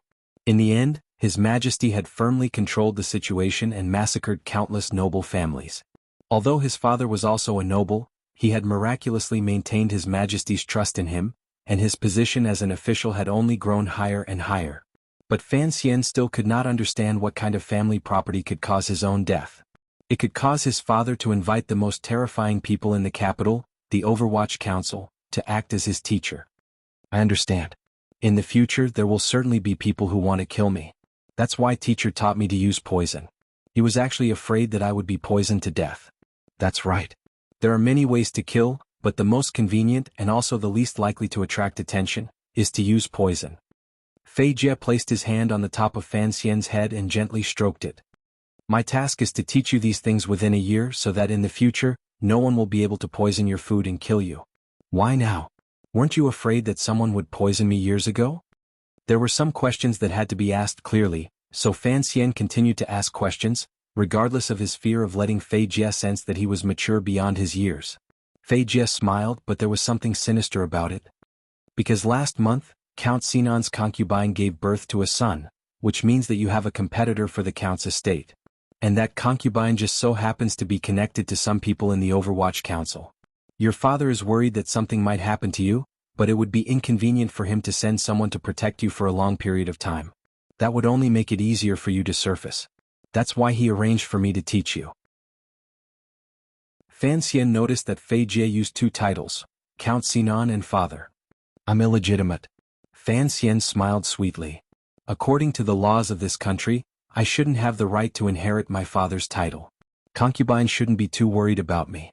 In this world, what can be said with certainty? Fei Jie replied casually. Although Sir Wu has been secretly protecting you, he can't be your nanny. The poison in your food can't kill him, but it can easily kill you. And you don't know how many people will die with you if you die. Fan Xian was more and more confused. He wondered what kind of power his father, whom he had never met, wielded in secret. It was obvious that his father had far more power and ability than a mere count could have. In the early morning light, Fei Jie held Fan Xian's little hand as they walked toward Danzhou. Their shadows, one tall and one short, stretched out on the ground. Fei Jie looked at Fan Xian's still pale face. Actually, a dead person is the least scary thing. Yes. In the future, don't use that kind of jinqi to control your emotions. If you can't properly vent your emotions, even if your internal tyrannical jinqi is cultivated to its peak, you'll only become a murderous monster. Yes. Fan Xian obediently dispersed the jinqi in his body, no longer trying to control his fear and disgust of corpses. At that moment, Fei Jie suddenly said, "There's still a piece of rotten intestine in your sleeve. Are you going to braise it at home?" A child's scream and the sinister laughter of a bad teacher came from the quiet countryside. Chapter 10. In the following year, the young Fan Xian began to learn everything he could about poisons from Fei Jie, who had come from the capital. Occasionally he would leave the city, traverse mountains and ravines in search of botanical poisons such as strychnine and Barbados nuts. He also tasted all sorts of fungi and suffered from stomach aches countless times. Were it not for the poison grandmaster at his side, he would have long since gone to the underworld. Of course, in order to further his studies under Fei Jie's guidance, Count Sinan's illegitimate son had already committed numerous murders. Countless white rabbits with short tails and scurrying toads were buried under his delicate hands. That year Fan Xian was 5 years old. Strangely, after Fei Jie's arrival in Danzhou, Wu Zhu, who lived in the grocery store, no longer deliberately avoided Fan Xian. At least, whenever Fan Xian snuck into the grocery store to drink alcohol that no child could drink, Wu Zhu would always make him a few side dishes to eat. Fan Xian sometimes found it strange. Wu Zhu was his mother's servant, so why didn't he even care that he drank? Fan Xian knew that his mother was no ordinary person, which was why she had such a loyal and powerful servant as Wu Zhu. But Fan Xian wasn't sure if this blind master would always stay by his side to watch over him. Unknowingly, Fan Xian had gradually gotten used to Wu Zhu watching over him from a short distance away. He had gotten used to the black cloth that covered Wu Zhu's eyes appearing from time to time in some corner, such as under a bamboo tree in an alley, next to a tofu stall on the street, and so on. During that year, the Jinqi in Fan Xian's body had been progressing slowly, but with abnormal stability. It was nearing a certain threshold, but the tyrannical Jinqi that he could accumulate in his sleep had become somewhat unstable, making his emotions faintly restless. He knew that in this still unfamiliar world, there were many unknown dangers. At least in Count Sinan's manor in the capital, there were certainly many problems that he did not understand. And as soon as he woke up, he set a goal for himself: live well and make progress every day. Because of this great goal, in order to preserve his life, and in order to carry out his 3 great missions in the future, he was very determined to practice. And because he had been unable to move due to his previous life's myasthenia gravis, he was suddenly able to walk freely in this life. This made Fan Xian cherish this ability even more. Every day he would get up early in the morning to exercise, climbing high and low. He was so diligent that even Fei Jie found it terrifying. It was a pity that he could not find a way to practice magic. He was certainly more industrious than any other child, but he often comforted himself that as a young man of 20, he was certainly more industrious than the little slugs. Actually, no one knew that it wasn't that he could endure hardship. It was just that he had ADHD. After lying in bed for more than 10 years, even the laziest person wouldn't want to lie down again. That night, Mr. Fei Jie sat alone in his room. The light from the oil lamp had not yet dissipated. He leaned against the table, his white hair even darker than it had been when he first came to Danzhou.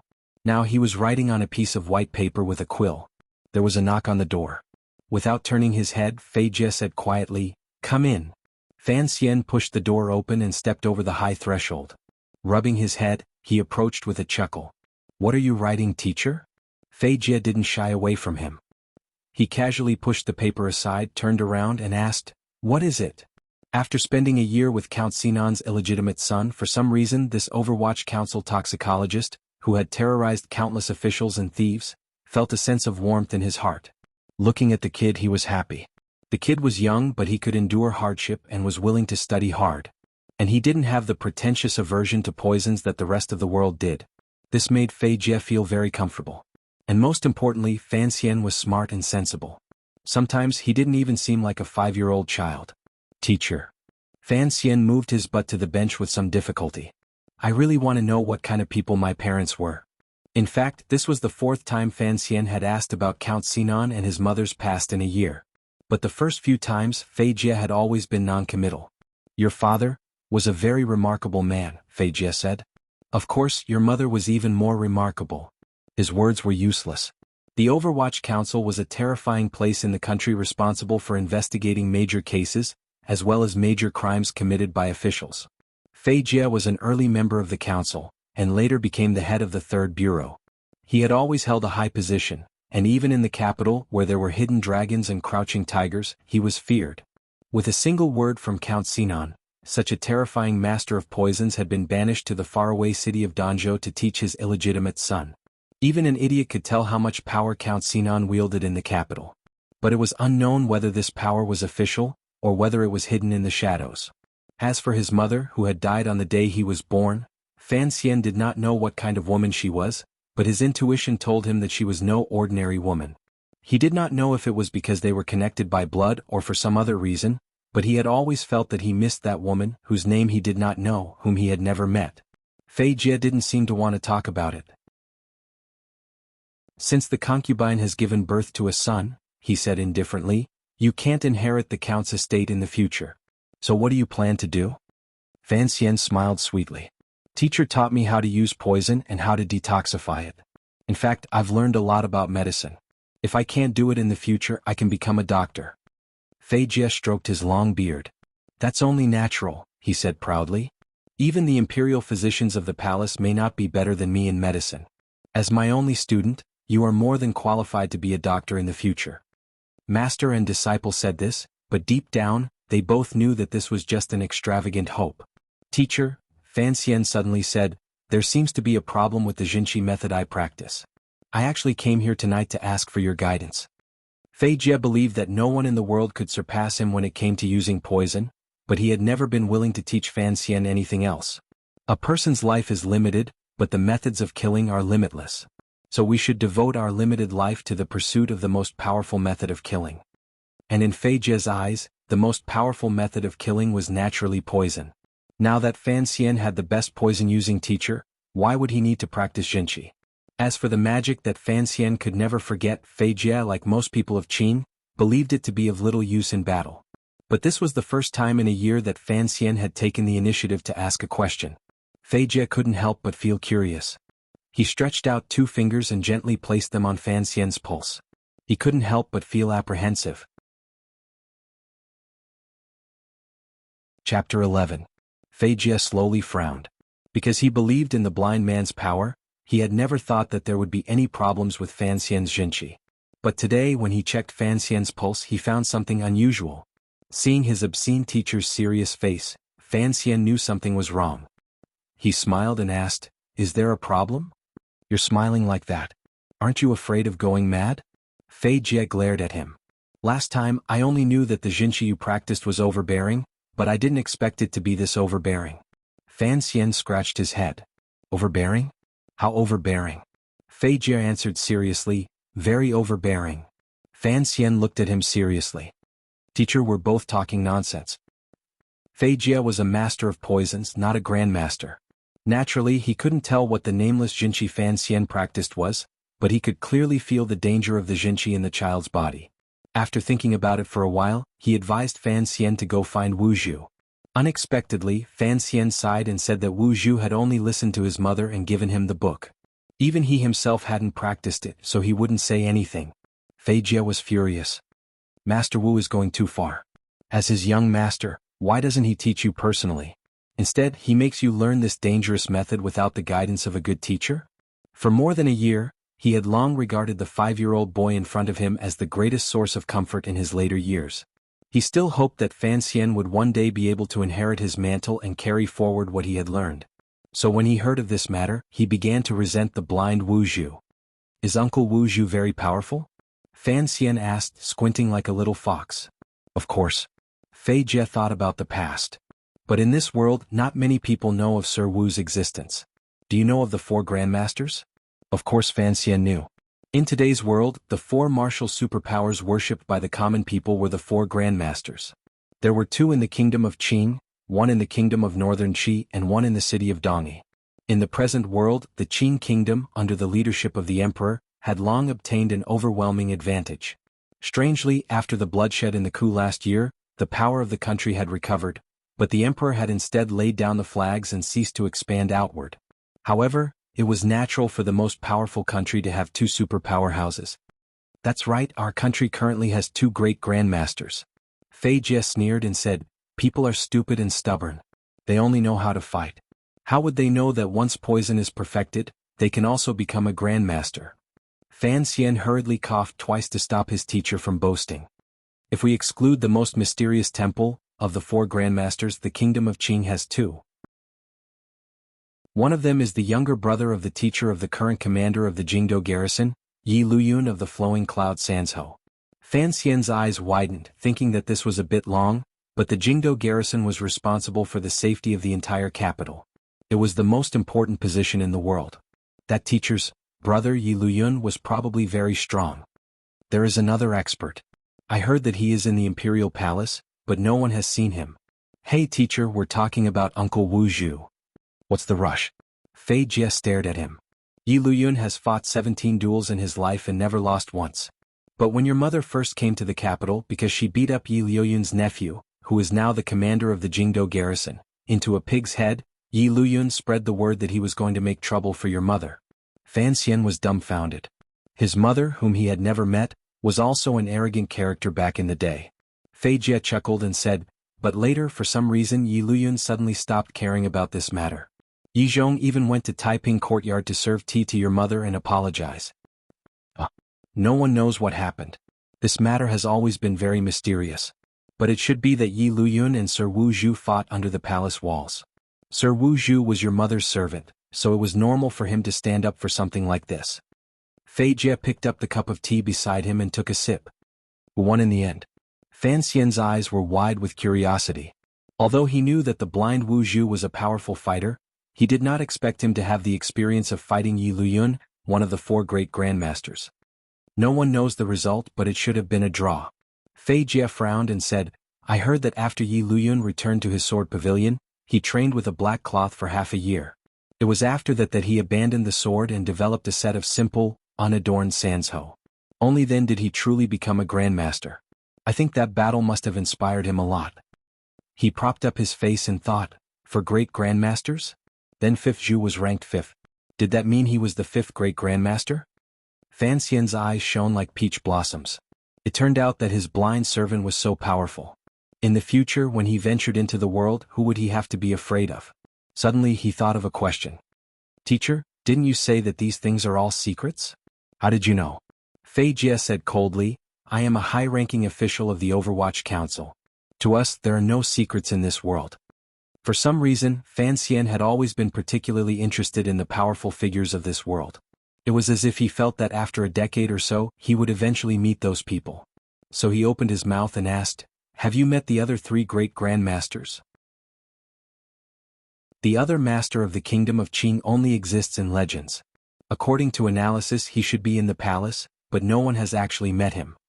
Fei Jie said, As for the peerless master of the kingdom of northern Qi, it is naturally their imperial advisor, that perverted bald Ku He. Bald? Fan Xian remembered that there was no Buddhism in this world, so naturally there were no monks. He was a monk. I heard that Ku He was an ascetic monk. He once knelt in front of the bluestone steps of the temple for 3 months, drinking only cold food and dew. For some reason he moved the people in the temple. Just like that, he received the gift of God and became a great grandmaster. Fei Jie cursed. It seemed that he envied the ascetic monk named Ku He. One look and you could tell that the bald man was a liar. Temple? Temple. It is a temple dedicated to the gods. Teacher, you're talking nonsense again. The temple is the most mysterious place in the entire continent. It is said that it is the place where the ancestors worship the gods. Unfortunately, other than a few extremely lucky bastards, no one has been able to find out where the temple is. So no one knows what it is like inside.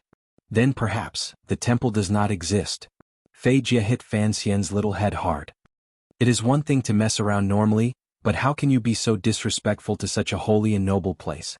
Fan Xian held his head and looked at his teacher in shock. First, he was shocked that his teacher, who had used poison without blinking an eye, would still maintain respect for the temple. Second, he found that he had easily accepted the 4 great grandmasters in the temple, which seemed to be a bit strange. It seemed that he really had adapted to this world. Chapter 12. Who has proof that the temple really exists? Fan Xian still retained the spirit of a modern person.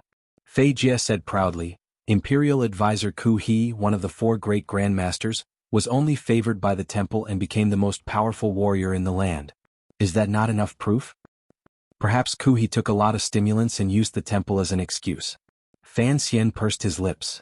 Bah, although I am very jealous of Ku He's luck, he has been worshipping the gods for decades. I admire that. How could he use the temple as an excuse? Besides, what is a stimulant? It's a kind of tonic like an elixir. It must have been too much, otherwise how could he have lost all his hair? Fan Xian laughed and joked with his teacher. Fei Jie ignored him. The temple and the Tianmai are the same. They are both things that are recorded in ancient books. The most important part of the royal worship is the worship of the temple. However, the temple does not want to interfere with worldly affairs and never enters the world, so the worship is only held in the Temple of Heaven, 3 miles away from the royal palace. The temples of Qing and northern Qi both have the great priests of the temple, but they never get involved in politics or national affairs. Only some ascetic monks are said to be remnants of the temple, and they walk the world to train their bodies and minds. Fan Xian was still smiling, but in his heart he was thinking, what kind of existence is the temple? If it is a religion, why is there no existence similar to a church in this world? If there is no such organization, then this religion has no power. Without power there is no profit. Without profit, there is no reason for any organization to exist. So he did not believe that the temple was, as Teacher Fei said, just a transcendent existence that is detached from the world. But in his heart he also thought, if there really is such a miraculous place to worship and it does not interfere with human life, it seems to be a good thing. Alright teacher, you have been chatting for a long time, but you still haven't told me what is going on with the Jinqi in my body. Seeing the boy throw a rare tantrum, Fei Jie carefully felt his pulse and then said seriously, as I said earlier, the Jinqi in your body is very powerful. So powerful that, although you have only been training for a short time, the amount of Jinqi in your dantian and meridians far exceeds what your body can hold at your age. Is it that serious? Fan Xian's face was bitter. I have not confirmed it yet. Then you're trying to scare me in advance. I'm not trying to scare you. It's just that right now you're like a leather bag filled with wine. The bag is only so big and the wine inside is getting more and more. If you continue to practice like this, I'm worried that your leather bag will burst. Fan Xian had been practicing martial arts for the past few days. Other than the occasional burning pain in his waist, he had not felt anything strange. So when he heard his teacher say this, he could not help but feel a bit reluctant to believe it. He shook his head and said, Teacher, you are calling me a good-for-nothing. I understand what you mean. Try to circulate the genuine qi in your body according to your usual cultivation method. Fei Jie frowned slightly. Fan Xian obeyed and closed his eyes. Naturally, he entered a state of cultivation. The warm mass of qi in his abdomen began to gradually expand. It followed the meridians of his body and slowly spread to his limbs. Fei Jie closed his eyes and placed his fingertips on the little fellow's wrist. After a while, he suddenly frowned and said, Don't hold it back on purpose. You're just a 5-year-old child. Even if the genuine qi is too overbearing, it can't hurt me. It's just that your body is weak now and can't bear it. Fan Xian had indeed been controlling the strength of the genuine qi in his body, slowly releasing it from his dantian. But now that he heard his teacher's words, he thought that the little bit of genuine qi he had could not hurt this old poisonous creature. If he released too little genuine qi, it would be difficult for his teacher to detect the true symptoms. Thinking this, he closed his eyes. The nameless Jinqi formula slowly rang out in his mind. Do not destroy the shape of the pool of flowers. Let the heavenly spring pour into your body. As he recited the formula, the genuine qi in his body seemed to have received an order. It jumped and happily ran out of his dantian. It followed the meridians of his abdomen to his back and followed a very strange path straight to his wrist. A muffled sound rang out in the study. Fei Jie suddenly opened his eyes and felt his fingers on the child's wrist being flicked by a thick stream of Jinqi. He wasn't prepared and was forcefully flung into the wall. With a muffled sound, he felt a burning sensation in his fingers and a pain in his chest. Unexpectedly, he spat out a mouthful of blood. On the other side, Fan Xian also felt a pain in his chest. He raised his head and saw Fei Jie's wretched appearance. Shocked, he hurriedly ran forward and helped his teacher up. Fei Jie waved his hand, indicating that he was fine. He climbed up from the floor and touched the blood stain at the side of his lips.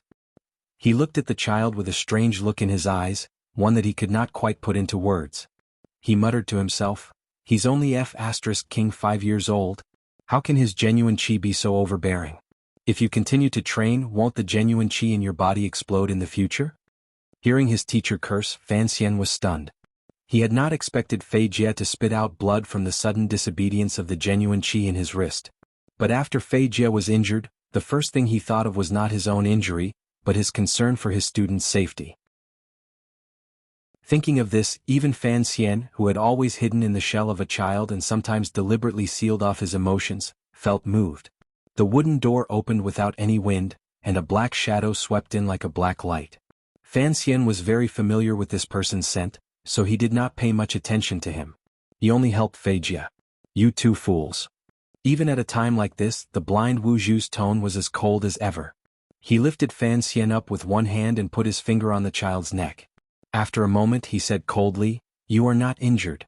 You were just too nervous when you saw Fei Jie spit out blood. He then looked at Fei Jie and said coldly, Fei Jie, you taught him how to use poison. I trust your ability, but the lady once said that your level of martial arts is the weakest of the 8 bureaus of the capital. Since this is something I left for the young master, it would be best if you did not say anything. In Danzhou City, Fei Jie seemed to be a very unremarkable and somewhat wretched teacher. But in the capital he was a very powerful figure. Now that he was injured, although he had been careless, Wu Zhu's words made him feel ashamed. Furthermore, he was worried that Fan Xian, who was only 5 years old, would begin to practice such an overbearing method. His face gradually darkened. Chapter 13. Fei Jie's face darkened. Of course I have no right to question the method Master Wu Zhu taught Fan Xian. But I am curious. Why didn't you teach him yourself?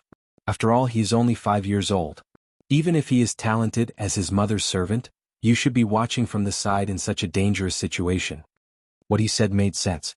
Since Wu Zhu had left this nameless Jinqi formula next to Fan Xian's swaddling clothes, he had a duty to ensure that Fan Xian would not have any problems practicing it. Fan Xian looked at Wu Zhu awkwardly, but his eyes were fixed on the black cloth that covered Wu Zhu's eyes. Wu Zhu slowly opened his mouth. I didn't leave this for the young master. The young lady left it for him. Mechanical. Fei Jie didn't want to offend this blind man, but now he had to be ruthless.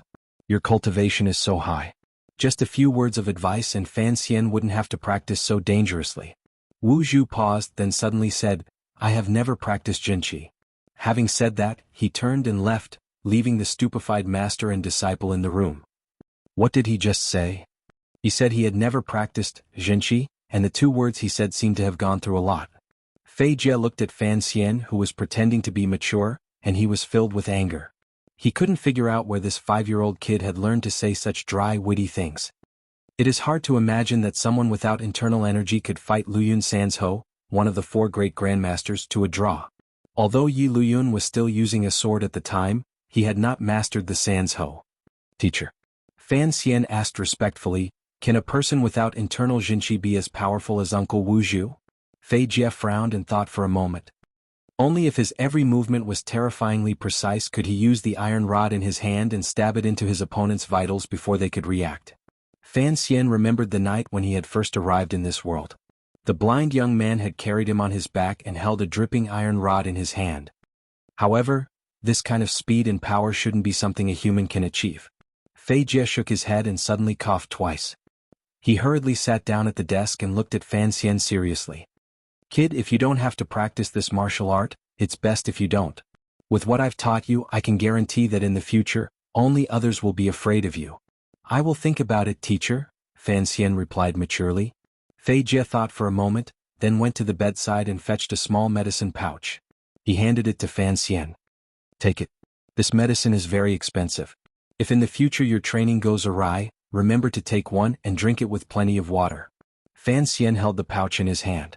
He knew that this medicine must be very precious. He nodded. Thank you for the medicine, master. Fei Jie smiled and looked at the child in front of him who was like a little adult. He suddenly said, Is it strange? I was clearly forced by your father to come to Danzhou to teach you. Why am I still so good to you now? Fan Xian did not open his mouth to speak. He only looked at him with a grateful expression. Fei Jie smiled and shook his head. He patted Fan Xian's head. Perhaps I'm getting old. To be able to teach such a clever student like you is something to be happy about. For now, don't think about the Count's manor in the capital, Fei Jie said seriously. Although you are still young, I hope you remember what I'm about to say. Seeing that his teacher was being serious, Fan Xian quickly stood up and listened. The affairs of your family are far more complicated than you can imagine. It involves not only your own survival but also the lives of many others. So you must be careful. In the years before you grow up, you must learn to protect yourself. That way, in the future, you will have the power to protect others. In the future, who will I protect? Fan Xian was a little confused. Fei Jie smiled and pointed at his nose. For example, people like me who are already inextricably linked to you. Fan Xian nodded, not really understanding. In his heart, he thought that this matter really was quite complicated. He had lived 2 lives and he still couldn't understand what these old comrades were playing at. Alright, go back to your room. Remember to take care of yourself. It's best if you don't practice that evil tyrannical kung fu. Fan Xian obediently returned to his room. As soon as he entered, he saw Wu Zhu sitting quietly in a corner. There was no light and it was gloomy. The black cloth covering his eyes was even thicker than the darkness of the night, like ink. Uncle. Fan Xian bowed his head in greeting. Wu Zhu's voice came from the corner. It was flat and clear. The book is divided into 2 volumes. The first volume is called Tyrannical, and the second volume has no name. This is the book the lady left for you. So when you were young, I kept it by your side. I have never practiced these martial arts, so I cannot teach you. But I believe that since it is called the Tyrannical volume, it is normal for it to be a bit tyrannical. If there is a problem with it, it is your own problem. Having said this, the black cloth disappeared from Fan Xian's eyes. What a simple and crude explanation. What an indifferent and strange person. Fan Xian sighed and climbed into bed. From a secret compartment he took out the nameless book, calculating in his heart. Actually, in the process of practicing martial arts, he had discovered that after the Jinchi filled his dantian, it did not flow through his meridians as he wished. Instead, a portion of it went against the path of the virtual manner and poured directly into the snow mountain pass above his kidney. The snow mountain pass passed through the spine. Whether it was in his previous life or this one, Fan Xian knew that the nerves there led directly to the brain. It was the most important part of the human body. The slightest carelessness could cripple a person and leave him bedridden. But Fan Xian's daily afternoon naps and meditation, and the tyrannical Jinchi in his body passed through the snow mountain pass in his lower back, would become much calmer. The feeling of irritation would also disappear. Instead, he would feel completely comfortable, like eating ice cream in summer. Since he was one, he had been practicing like this. Could it be that he had been practicing it wrong from the beginning? Fan Xian did not have the confidence to walk a crooked path on the road of martial arts in this world, but he was like a person who drank a dove to quench his thirst. He could no longer break free from the shackles of this happiness. If he stopped practicing now, the tyrannical Jinchi in his body would one day break through his stinky skin. The blind Wu Zhu said that if he could not practice it, it was Fan Xian's own problem.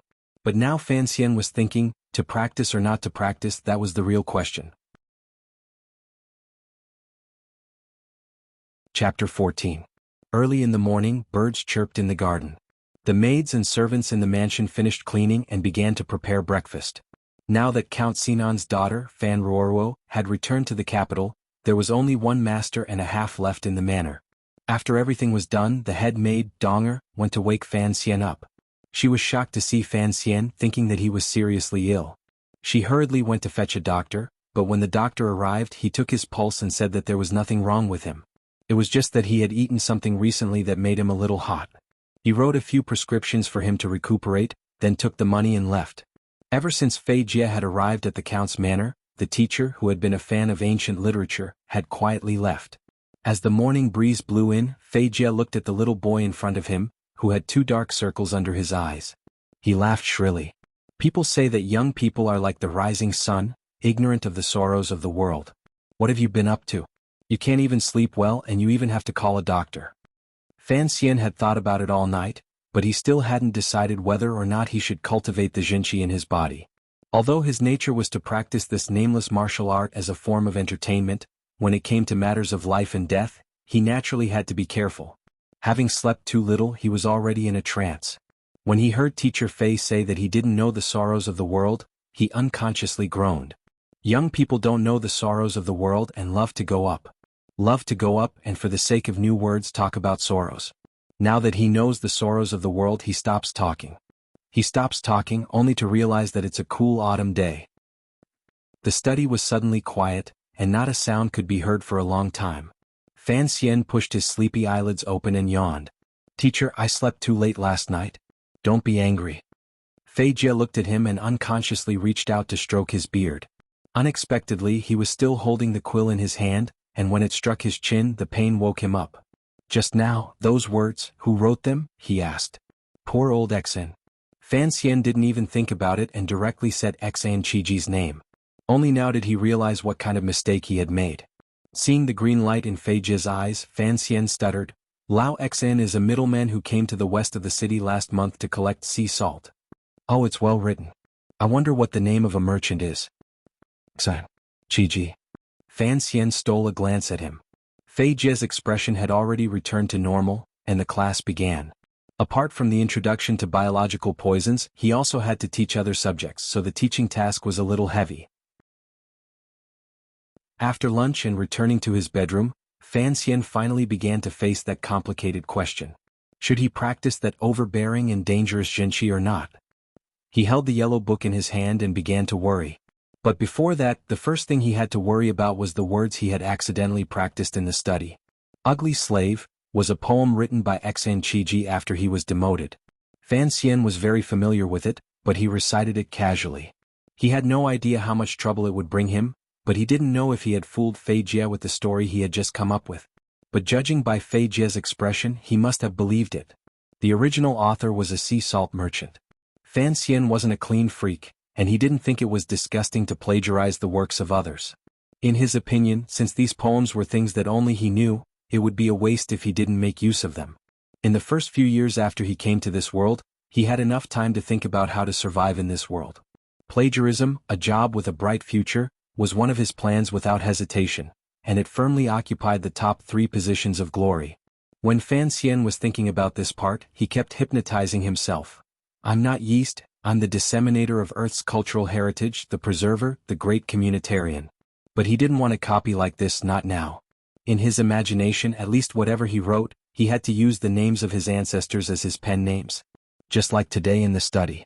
If a 5-year-old child wanted to copy, he should copy Luo Binwang's white feather floats on green water, goose goose goose goose. That was so cheerful, in line with the child prodigy in his plan. And at such a young age, if he were to casually hum, what's left to say? What a cool autumn day. That kind of phrase would no longer be a child prodigy, but a heavenly mountain maiden. He looked young on the outside, but inside there were 365 cracks. Each crack had the 4 words spring, summer, autumn and winter written on it. As Fan Xian thought about these trivial matters, he followed his biological clock, which had been as stable as a mountain, and fell into a deep sleep. In his dreams, he began to meditate and practice the Jinqi that Fei Jie saw as incomparably dangerous and tyrannical. It was from this day on that Fan Xian accepted his fate. Since sleeping was practice, then he would practice. He would think about it when he actually exploded. While Fan Xian was taking his afternoon nap, Fei Jie was in his room writing the letter he hadn't finished the night before. There were a few lines of dried handwriting on the paper, probably left over from last night. This child is more beautiful than others, more courageous than others, more intelligent than others, more determined than others and more mature than others. If all the 5-year-old boys in the kingdom of Qing were to stand together, he would certainly hide at the back of the crowd, but he would also be the fastest to be discovered. Judging from this year's interaction, he is the most suitable person to inherit Master's family property. It's a pity that his identity is the biggest problem. The writing ended here. It was at this point that Fan Xian began to ask him about Jinqi. Fei Jie sighed and thought of the lines he had heard Fan Xian recite in the study that morning. He composed himself and continued to write on the paper. I want to say something, but don't stop. It's a cool autumn day. In recent years, ancient literature has been declining, and modern literature has taken over. It's hard to believe that this came from the mouth of a 5-year-old boy, and it's hard to believe that it was written by a merchant. Furthermore, when the young master replied, there was a hint of panic in his eyes. This is something I have rarely seen in our year of interaction. The biggest problem is that I have been with him every day, and I don't even know when Xnqiji secretly met with him. At the end of the letter he solemnly wrote, "Have the people of Dongshan Road investigate who that sea salt merchant named Xnqiji is, and why he was in contact with the young master." Why did the young master panic because of these words? This is an urgent matter. Do it quickly. After writing his distorted signature, Fei Jie put down his pen. A few days later, the capital's Overwatch Council began to send out secret agents to search for a sea salt merchant. In the end, they found a number of illegal salt traffickers and toppled a number of high-ranking officials in the eastern part of the kingdom of Qing. The results were remarkable, but they still couldn't find the merchant named Xn. According to the rumors in the capital, Director Qin of the Overwatch Council, who was feared by the entire world, was furious because of this matter. The entire council was fined for 3 months, and the secret agents searched all over the world. God bless this world, with a pitiful man named Xnqiji. Chapter 15. Another autumn came and chrysanthemums floated all over the mountain. Fei Jie's teaching career in Danzhou was supposed to end in the summer, but Mr. Fei liked the air and sea breeze of Danzhou. He liked the food at Count Sinan's estate, and he really liked the child he was teaching. So he dragged it on for a few more months. A few months later, Sir Fei, who was adept at poisoning people to death, and who was naturally adept at making the elderly live longer, rubbed his belly, which was growing rounder by the day. He regretfully received a letter from the capital, and reluctantly took his leave from Count Sinan's old mother.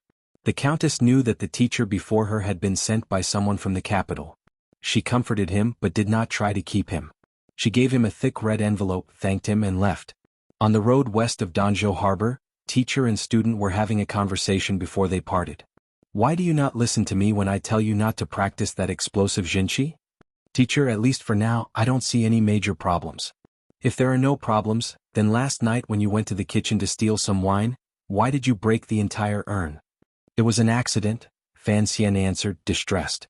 "Over the past few months, The Jinqi in his body had become more and more violent, and this kind of thing happened often. It had caused little Fan Xian to not tell ghost stories in bed with the serving girls for many days, because he was afraid that when everyone was huddled together, he would make an unforgivable mistake and ruin the flower. When you learn how to use poison, you learn the most powerful killing method in the world.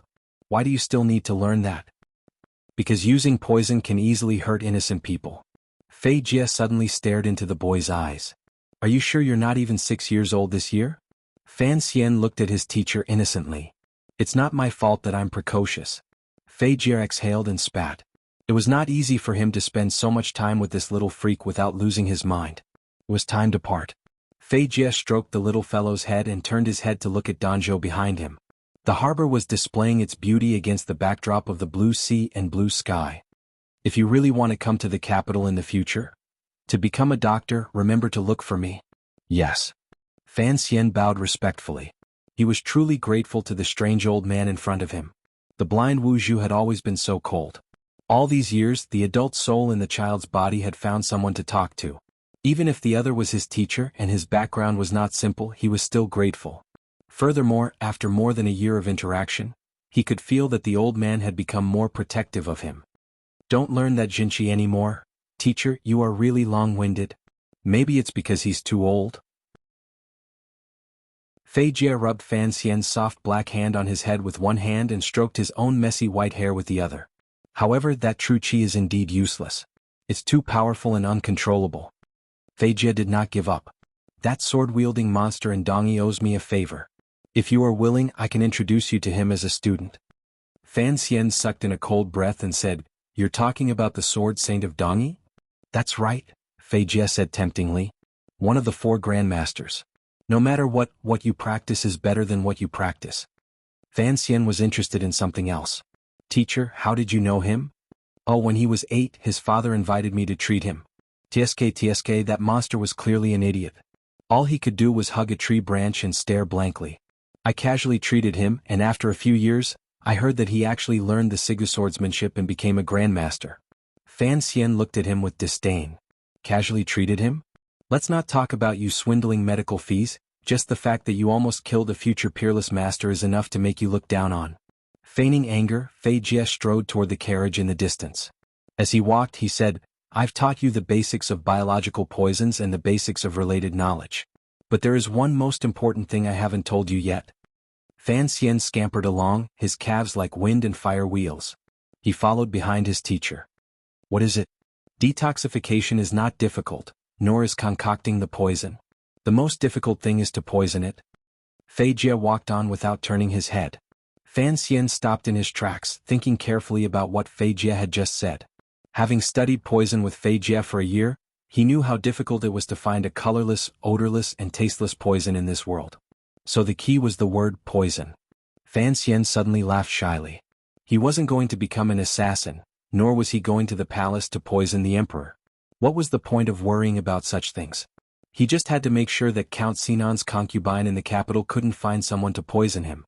After following Fei Jie for a year, he was confident. Fan Xian watched the carriage slowly move away, dust rising as it slowly landed by the roadside. He bowed to the carriage on the road. He knew that the perverted old man in the carriage must have been very reluctant to come to Danzhou. But over the past year, Fan Xian had followed him everywhere to dig up corpses and cut frog legs. He couldn't help but be infected with some of the old man's dark aura, and felt that he could be considered a friend despite the difference in age. Fan Xian couldn't help but feel a little sad when he left like this. Teacher Fei Jie is really a good person, but he's a little pitiful. For a long time after that, Fan Xian couldn't get used to it. Normally, when young noblemen were his age, they would gather friends to learn and have fun. Although Fan Xian was the only noble in Danzhou port, he could still find many playmates who were close to his age. However, Fan Xian knew that after he ended the story club, he could no longer hang out with his peers anymore. Because his mental age was much older than the other parties, he felt like he was taking care of a child when he was with those children. Not everyone was willing to be the king of children to satisfy their petty desire for power. Even in the original world, there were not many men who would be willing to go to kindergarten to be a teacher. This was the same logic. Teacher Fei Jie left Danzhou harbor and lost the only person he could communicate with. He felt that his life had become boring. He stood in front of the count's mansion watching the people coming and going on the road. He felt a little lonely, not knowing what he would do in the future, nestled in the body of a little child. He thought about the wonderful things he had fantasized about when he first woke up, and couldn't help but laugh at himself. In his previous life he had spent most of his time in a sickbed, and his ability level made his transmigration seem particularly pitiful. But he had thought that he was more capable than the people of this world, such as being able to make a few bars of soap, make a few ugly glasses and come up with a few simple ideas that would bring him many benefits. But when Fan Xian found out that soap and glass had long existed in this world, Fei Jie had left Danzhou Harbor in a four-wheeled carriage. When he found out that the horse of the guard next to the carriage had a saddle and stirrup, he felt a sense of failure and began to sigh. Chapter 16. The sky above Danzhou suddenly darkened. The black clouds above their heads were heavy like wet, dirty cotton or overheated cotton candy. They hung above everyone's heads. But the people who lived by the sea were used to this kind of weather. They knew that there was still a long time before it started to rain, so they didn't panic. It wasn't like years ago when Count Sinan's beautiful illegitimate son liked to run to the rooftops of the manor's courtyards and yell to the whole city, "It's going to rain. Everyone put away your clothes." "Young Master Fan, why don't you tell everyone to put away their clothes?" On the only main street in Danzhou Harbor, there were food and trinkets everywhere. The peddlers looked at the handsome boy walking through the crowd and joked. Fan Xian smiled shyly and didn't say anything. He held the hand of a serving girl and walked into the manor, holding a piece of tofu in his other hand. Everyone knew that this illegitimate son of Count Sinan was different from other young nobles. He liked to help the servants, especially the serving girls. They were used to it, so they weren't surprised. It had been nearly 6 years since Fei Jie left Danzhou, and Fan Xian had grown into a calm and beautiful young boy. Returning to the manor, Fan Xian asked the servants to take the tofu to the kitchen, then paid his respects to the ill countess and tucked a piece of paper into his clothes. Only then did he return to his study. He took out the letter from his sister in the capital and placed it next to the paper. The expression on his face suddenly became interesting. This year, the emperor of the kingdom of Qing had surprised everyone by changing the Qing calendar. The name of the year was the same as the name of the country. Although the civil officials and nobles in the capital didn't dare to express any opinions, they would always mutter a few words in a corner where no one was around. This was especially true for the pedantic literati. Whether it was the modern or the ancient literati, the old masters of the National Academy of Education or the novelists who ate porridge, they all began to voice their opinions in the articles submitted to the 8th Bureau of the Overwatch Council for review. After the change of the Qing calendar came the implementation of new policies. But the new policies seemed to be nothing new. They only regulated the governance of the officials. The only thing that struck the people as new was that in the first year of the Qing calendar, the palace suddenly issued an edict. The internal court began to publish newspapers. Newspaper? No one understood what it was until the internal court actually printed the first piece of newspaper. Only then did everyone exclaim in unison. No one took it seriously anymore. Because this newspaper was a product exclusively controlled by the royal palace, and the daily sample issue had to be approved by His Majesty himself before it could be printed, it was impossible to publish any articles that would cause trouble for the empire. After a few issues of the newspaper, which cost 1 silver coin each, were bought by the people in the capital who loved to try new things. Some of the nobles felt that they had been tricked by His Majesty. Was the palace preparing to build a new garden? There was nothing of value on that thin piece of paper. It only wrote about various places of interest and biographies of people from the previous dynasty. On the side that took up the largest space, there were flower-like borders printed around it. They recorded the private lives of many officials in Jingdo, such as how the head of the military council was brutally beaten by his fierce wife, why the commander of the Jingdo garrison was missing a front tooth, and so on. There was also some gossip involving neighboring northern Qi and Dongyi, but the officials of the Qing kingdom only paid attention to their own matters. In the beginning they could laugh and laugh. Later, when it was their turn, they knew the taste of losing face. They had wanted to make trouble for the newspaper, but the emperor was behind them, so they could only reluctantly give up. The newspaper had a small print run. There were only 2 copies in all of Danzhou. One of them was for the count's estate. When Fan Xian stole the newspaper that the servants were talking about from his grandmother's room and hurriedly scanned it, he was unable to control the expression on his face. He opened his mouth wide and wished he could stuff his fist into it. What era was this? There was a gossip newspaper, and it was supervised by an imperial edict. There was another new policy. The royal family had issued the Open Postal Act. Nowadays, postal routes were unimpeded. This way, the brother and sister could quietly communicate without fear of others finding out. Fan Xian frowned as he looked at the newspaper in front of him. During this time, he had heard many things about the new policy from passers-by. In his opinion, it was purely a product of the emperor's mischief. But everyone knew that the emperor had never been one to make trouble. Fan Xian was not in the mood to change the world, nor did he have any interest in changing it. But when some aspects of the world had become similar to his previous world, he naturally wanted to know what was hidden behind these things. After this awkward thought process, he still couldn't figure it out. He smiled bitterly and pushed the newspaper aside. He thought to himself, could it be that there's another person in this world who has traveled through time, and one who is especially ambitious? But none of this had anything to do with him. The letter next to the newspaper was inextricably linked to him. In Fan Xian's memory, Fan Ruoruo was the one who was related to him by blood. Many years ago, he had spent a short period of his childhood in Danzhou. She was tanned and skinny, and she was not even as beautiful as he was. He hadn't seen her for many years, and he didn't know what she looked like now. Had the sparse yellow hair on her head turned black? Had she become prettier? Fan Xian had even forgotten whether his sister should be called Fan Ruo or Fan Ruoruo. I really am not a good brother, he thought self-mockingly. Even though he had a strange soul that had lived 2 lives in his body, he was still that girl's brother in his blood, so he did not care much for her.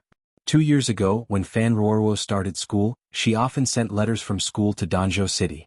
Fan Xian, on the other hand, spent every day practicing his powerful Jinqi, receiving hard training from the blind Wu Zhu, and revising the book on toxicology left behind by Fei Jia. Rarely replied. Fan Ruoruo should have been 10 years old this year. Perhaps it was because of the horror stories she had read in her childhood, but for some reason, the young lady of the Count's manor was very dependent on her distant brother. She often sent letters to ask after him. In the first half of the year, her letters often expressed her longing for her grandmother and memories of her life in Danzhou. In the second half of the year, her letters only occasionally talked about family matters, and most of them talked about the boring days in the capital. Fan Xian's finger lightly brushed across the letter, his beautiful face slightly worried. The letter was written in his sister's slightly immature handwriting. She wrote about her recent life in the capital, and how she had entered a school that only girls from noble families could attend. Everything seemed to fit the trajectory that everyone like her should follow. Chapter 17. But between the lines of the letter, there was always a hint of worry that did not match Fan Ruoruo's age. Thinking about it, the concubine who had given birth to a son had become more and more arrogant after the death of the First Lady. The little girl was alone in the capital, and Count Sinan was busy with official business. Perhaps there were some problems with her life. Fan Xian picked up his brush and dipped it in ink. After a moment's thought, he began to write. In the letter he was very vague. He wanted his sister to spend more time with Count Sinan, and to appear weak and lovely in front of their father. She should never complain, but she should occasionally show her hidden bitterness. The second step was to show off her strength in front of the concubine and her arrogant younger brother. As the saying goes, a kind person can be bullied. If you don't want to be bullied, you have to at least show that you have the will to resist. The third step was to treat the servants in the family better, especially Count Sinan's aides. She had to look at the uncle with pure, innocent eyes, and look at him with idle admiration. After that, she had to offend the current mistress of the capital, suffer a little, and then find a way to let the master know. Any man would have an inexplicable desire to protect someone, especially his own daughter. He believed that under the influence of his surroundings, Count Sinan would remember that his dead wife had left him a daughter. But this kind of family strategy needed to be mastered. Fan Xian casually gave a few pointers, thinking that if Ruoruo was smart enough, she would understand what he meant.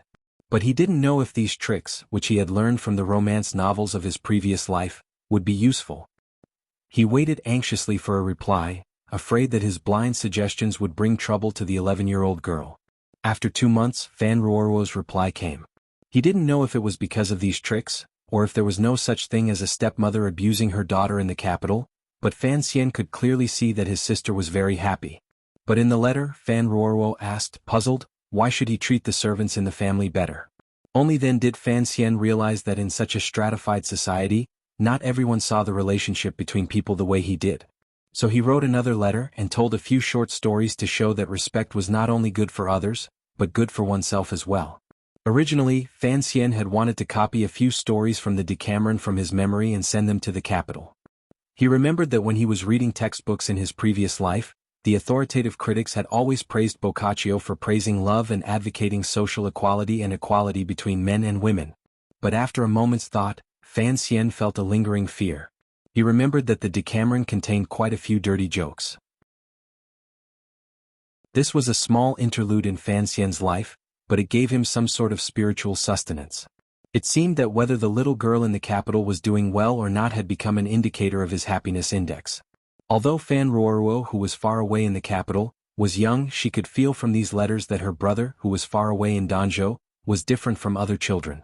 This pair of brother and sister, whose mental ages differed greatly, continued to write to each other. It was clear that Fan Xian had influenced Ruoruo quite a bit. The way she spoke in her letters was much more mature than the average young girl, and her view of the world had begun to change slightly. There were kites in spring, fish in summer, bluebirds in autumn and geese in winter. Letters came and went and the days passed just like that. Every time Fan Xian wrote to Ruoruo, he would smile bitterly and shake his head. His arm had not been well for the past few years. It was either swollen or painful, as if it was being pricked by needles. Sometimes he could not lift his right hand, so he had to write with his left. When Ruoruo, who was in the capital, received the letters, she would marvel at her brother's carefulness, changing his handwriting from one letter to the next. All of this stemmed from that night 6 years ago. After Elder Fei left, little Fan Xian was lonely. One night, he snuck out of the dog hole and arrived outside the strange grocery store that was often closed. He found the back door, took out the key from the thick grass at the bottom of the stone steps and opened the door. The grocery store was pitch black until Fan Xian arrived at the back door, where a weak oil lamp was lit. Little Fan Xian sniffed, and easily found the millet wine that Wu Zhu had prepared for him. He smiled sweetly, picked up a bowl and began to drink. Wu Zhu did not drink and Fan Xian had never even seen him eat, so he was used to it. However, this scene inevitably looked a little absurd. A 6-year-old boy was actually drinking like a heroic ranger in the world. No matter who saw it, they would think that their eyes were playing tricks on them. But Wu Zhu allowed Fan Xian to drink as he pleased, never showing any intention of stopping him. He even began to prepare a few cold dishes for Fan Xian to accompany his drink. Although he was drinking millet wine, drinking too much would still make him feel a little dizzy. Fan Xian squinted his cute little eyes and looked at the expressionless blind man, who seemed to never grow old. "Uncle, why haven't you changed after all these years? It's like you don't age." He then answered his own question. "It seems that the best of the best can stay young forever, but you've never practiced Nigong, have you? Uncle, how many people are there in this world who are truly powerful? How are they ranked? 9th level? Why is it 9 again?" The drunk little boy did not notice the loophole in his own words. "What level are you? No level? What level is that idiot who practiced the Sigu sword in Dongyi? No level either? What level is Yi Luyun, the uncle of so-and-so in the capital? Still no level?" Actually, Fan Xian was answering his own questions. In the end he laughed and said, "That won't do. I'm going to train to no level too." The blind Wu Zhu's hands were slowly and firmly cutting the radish. His knife was fast, but the blade would retract as soon as it touched the wooden board. His precision was terrifying, and the radish that was cut out looked as if it had been measured with a tool. There was not the slightest difference, and the crystal-clear pieces of radish lay on the chopping board. It was a beautiful sight. Wu Zhu raised his head, hesitated for a moment, then walked to Fan Xian's side and put the kitchen knife in his hand. Chapter 18. That night, Fan Xian stared blankly at the carrots on the chopping board. After digging up graves and dismembering corpses, he began the second part of his life, which was extremely beneficial but also extremely tragic. Sometimes he felt that life was very interesting. Out of nowhere, he had 2 teachers with strange temperaments who did not care about his precocious nature. Furthermore, Fei Jie and Wu Zhu had taught him how to use poison and kill people. The methods they used were quite perverse. Late at night, a very soft tapping sound came from the back room of the grocery store. Wu Zhu turned to the side and said coldly, "I'm cutting very slowly today." Fan Xian wiped the sweat from his forehead and looked at the small mountain of shredded radishes in front of him. He smiled slightly and moved his right arm. He found that after years of training in shredding radishes, his speed was about the same as Wu Zhu's, and the thickness was almost the same. But the swelling in his right arm disappeared and the pain returned. Up to this day the shredded carrots still made noises. Fan Xian knew that he was still far from Wu Zhu's level of control. Although he did not understand how shredded carrots could help his training in martial arts, when he thought of how Wu Zhu was able to fight against the 4 great grandmasters, Fan Xian felt that the shredded carrots were very tasty. It felt like he was cutting a jazz drum. Of course, the training he received from Wu Zhu was not limited to this. There was also the horse stance and the cliché of climbing cliffs. But Wu Zhu's training requirements were too abnormal. He squatted until he could not squat on the toilet, chopped vegetables until his hands cramped, and ran until he could not wake up. The most painful thing was that every 3 days Wu Zhu would train with him in a remote place outside Danzhou Harbor. Or rather, it was the peerless blind Wu Zhu violently beating Fan Xian, an underage child. It was a tragic childhood filled with blood and tears. According to Wu Zhu, this was how the lady had trained her subordinates. Fan Xian was having a headache over these 3 major principles. The so-called 3 major principles referred to, starting from the difficult, strict and practical requirements, and carrying out large amounts of exercise. In Fan Xian's previous life, this was the most useful method for Chinese athletes to sweep away gold medals. But Fan Xian still did all of this with a shy smile on his face. On the surface, it was because he kept his promise, but in reality, it was because his wisdom far surpassed his age that he knew that all of this would be of great benefit to him. The nameless and domineering Jinqi in his body had become more and more violent in the past few years. Although it was outside of his dantian and contained by the snow mountain at the back of his waist, his undeveloped body still could not withstand the invasion of the Jinqi in his meridians. Often, the Jinqi would overflow, and every time this happened, there would always be furniture around him that would suffer. If he allowed this situation to continue, there would come a day when the speed at which his Jinqi accumulated would exceed the speed at which his meridians matured, causing his body to explode and he would die.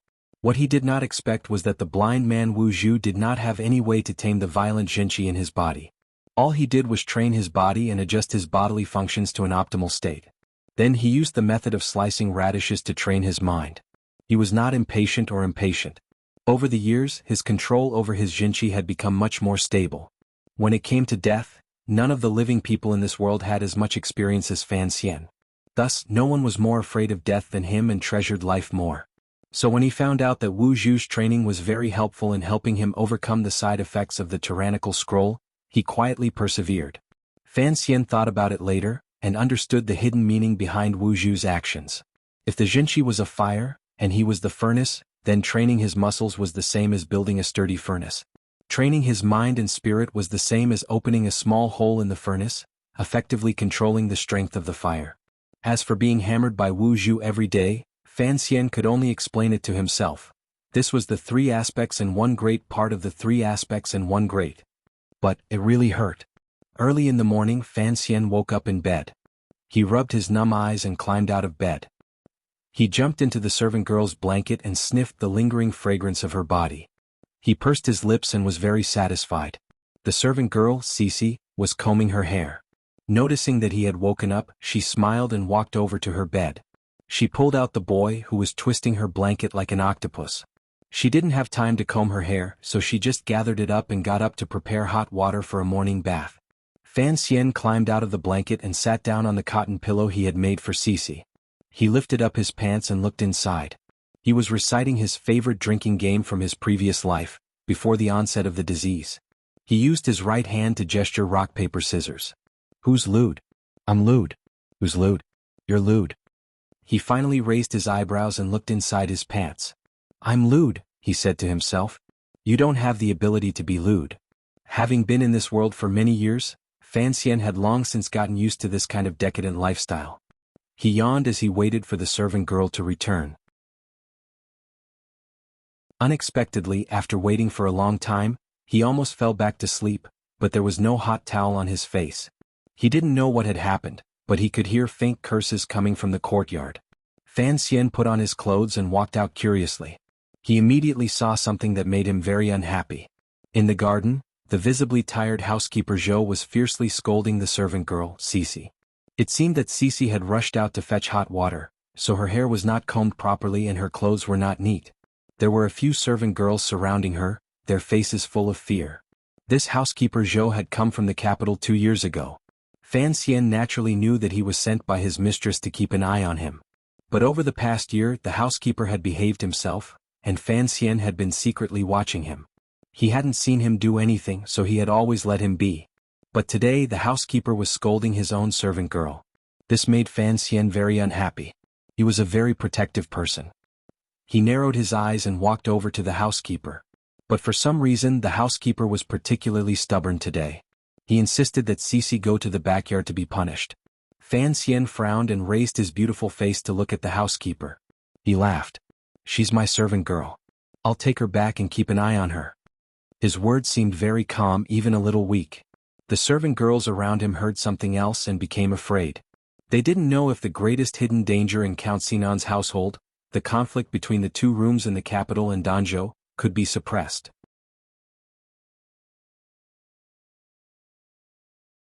Chapter 19. For some reason, housekeeper Zhou seemed a little arrogant today. With a fake smile he said, "Young master, the countess says I can still manage the affairs of the manor." Housekeeper Zhou had deliberately lengthened the way he addressed Fan Xian, and the disrespect in his tone was obvious. Fan Xian smiled at the contempt in the housekeeper's eyes. Although he had never felt sorry for himself because of his status as an illegitimate child, it was rare to see someone look at him like this, and he couldn't help but feel a little uncomfortable. Seeing that things were not going well, a clever servant girl sneaked away to find the countess. The other maids and servants were watching the scene nervously. Although there were two branches, everyone knew that young Master Fan Xian's status was not very honorable. Moreover, the Danzhou Manor's resources had all come from the capital, from the hands of the second wife. It was because of this that the second wife's trusted aide, housekeeper Zhou, dared to be so disrespectful to the young master. After all, in everyone's minds, the heir to Count Sinan's vast family fortune could only be the young master of the capital, not the adorable 12-year-old before them. Although the servants had always respected and loved Fan Xian, at a time like this, no one dared to take the risk of offending the second wife by taking Fan Xian's side. Only Fan Xian's personal maid, Cici, held Fan Xian's hand tightly. Fan Xian was well aware of the servants' concerns. It was not easy for anyone to live a better life, so he did not feel sad or disappointed. He just tilted his head and looked curiously at the unhappy housekeeper Zhou, wondering why he, who had always been well-behaved, was finally unable to resist. Housekeeper Zhou was the second housekeeper of Count Sinan's manor in the capital. Because he had committed a minor offense in the capital, he had been banished to the remote port of Danzhou. But housekeeper Zhou did not feel that his life had been separated from the prosperity of the capital, nor did he feel sad. Count Sinan's first wife had been dead for many years, and the second wife had given birth to a son 7 years ago. Her status had risen, and her family had some background, so she was on the verge of ascending to the first wife's position. At such a crucial time, Butler Zhou, who was the second wife's confidant, naturally came to Danzhou with ill intentions. In order to complete his task, he carefully managed the count's estate. He was especially respectful to the old madam, and was amiable to the servants. He rarely interfered with other people's work, but every time he saw the little bastard who caused him to be exiled, he couldn't help but reveal his true thoughts. But for some reason he was a little afraid of the boy who was only in his teens. Because no matter where he went, he seemed to be able to see the boy's smiling face and those clear and transparent eyes. That face was very clean and beautiful, but it would be very strange to find that this face was always by your side after you woke up. When housekeeper Zhou warmly greeted the servants, little Fan Xian's beautiful face was hidden among the flowers, gazing at him in a daze. When housekeeper Zhou furrowed his brows and carefully examined the accounts, little Fan Xian's clean face rested on the windowsill of the accounting room, gazing at him innocently. When housekeeper Zhou respectfully reported to the old madam, little Fan Xian's cute face gently leaned against the old madam's side, gazing at him with endless curiosity. A few months passed like this and housekeeper Zhou felt that he was going crazy. Regardless of whether he opened or closed his eyes, he could see that clean, cute and harmless little face. It was like the face of a ghost floating in the white fog. If it wasn't a ghost's face, how could it be so beautiful and so focused on him? Housekeeper Zhou was almost unable to bear the mental pressure, and even began to feel suspicious. Did the little boy know that he was here to deal with him? But housekeeper Zhou immediately thought, this bastard is so young, how could he know about the treachery of the adult world? But, why does he always look at me? What? Just like in this situation, my words should have made this little bastard feel humiliated, so why can he still smile? Housekeeper Zhou laughed coldly, thinking that the matter in Danzhou was about to end, so why should I be angry at this little bastard?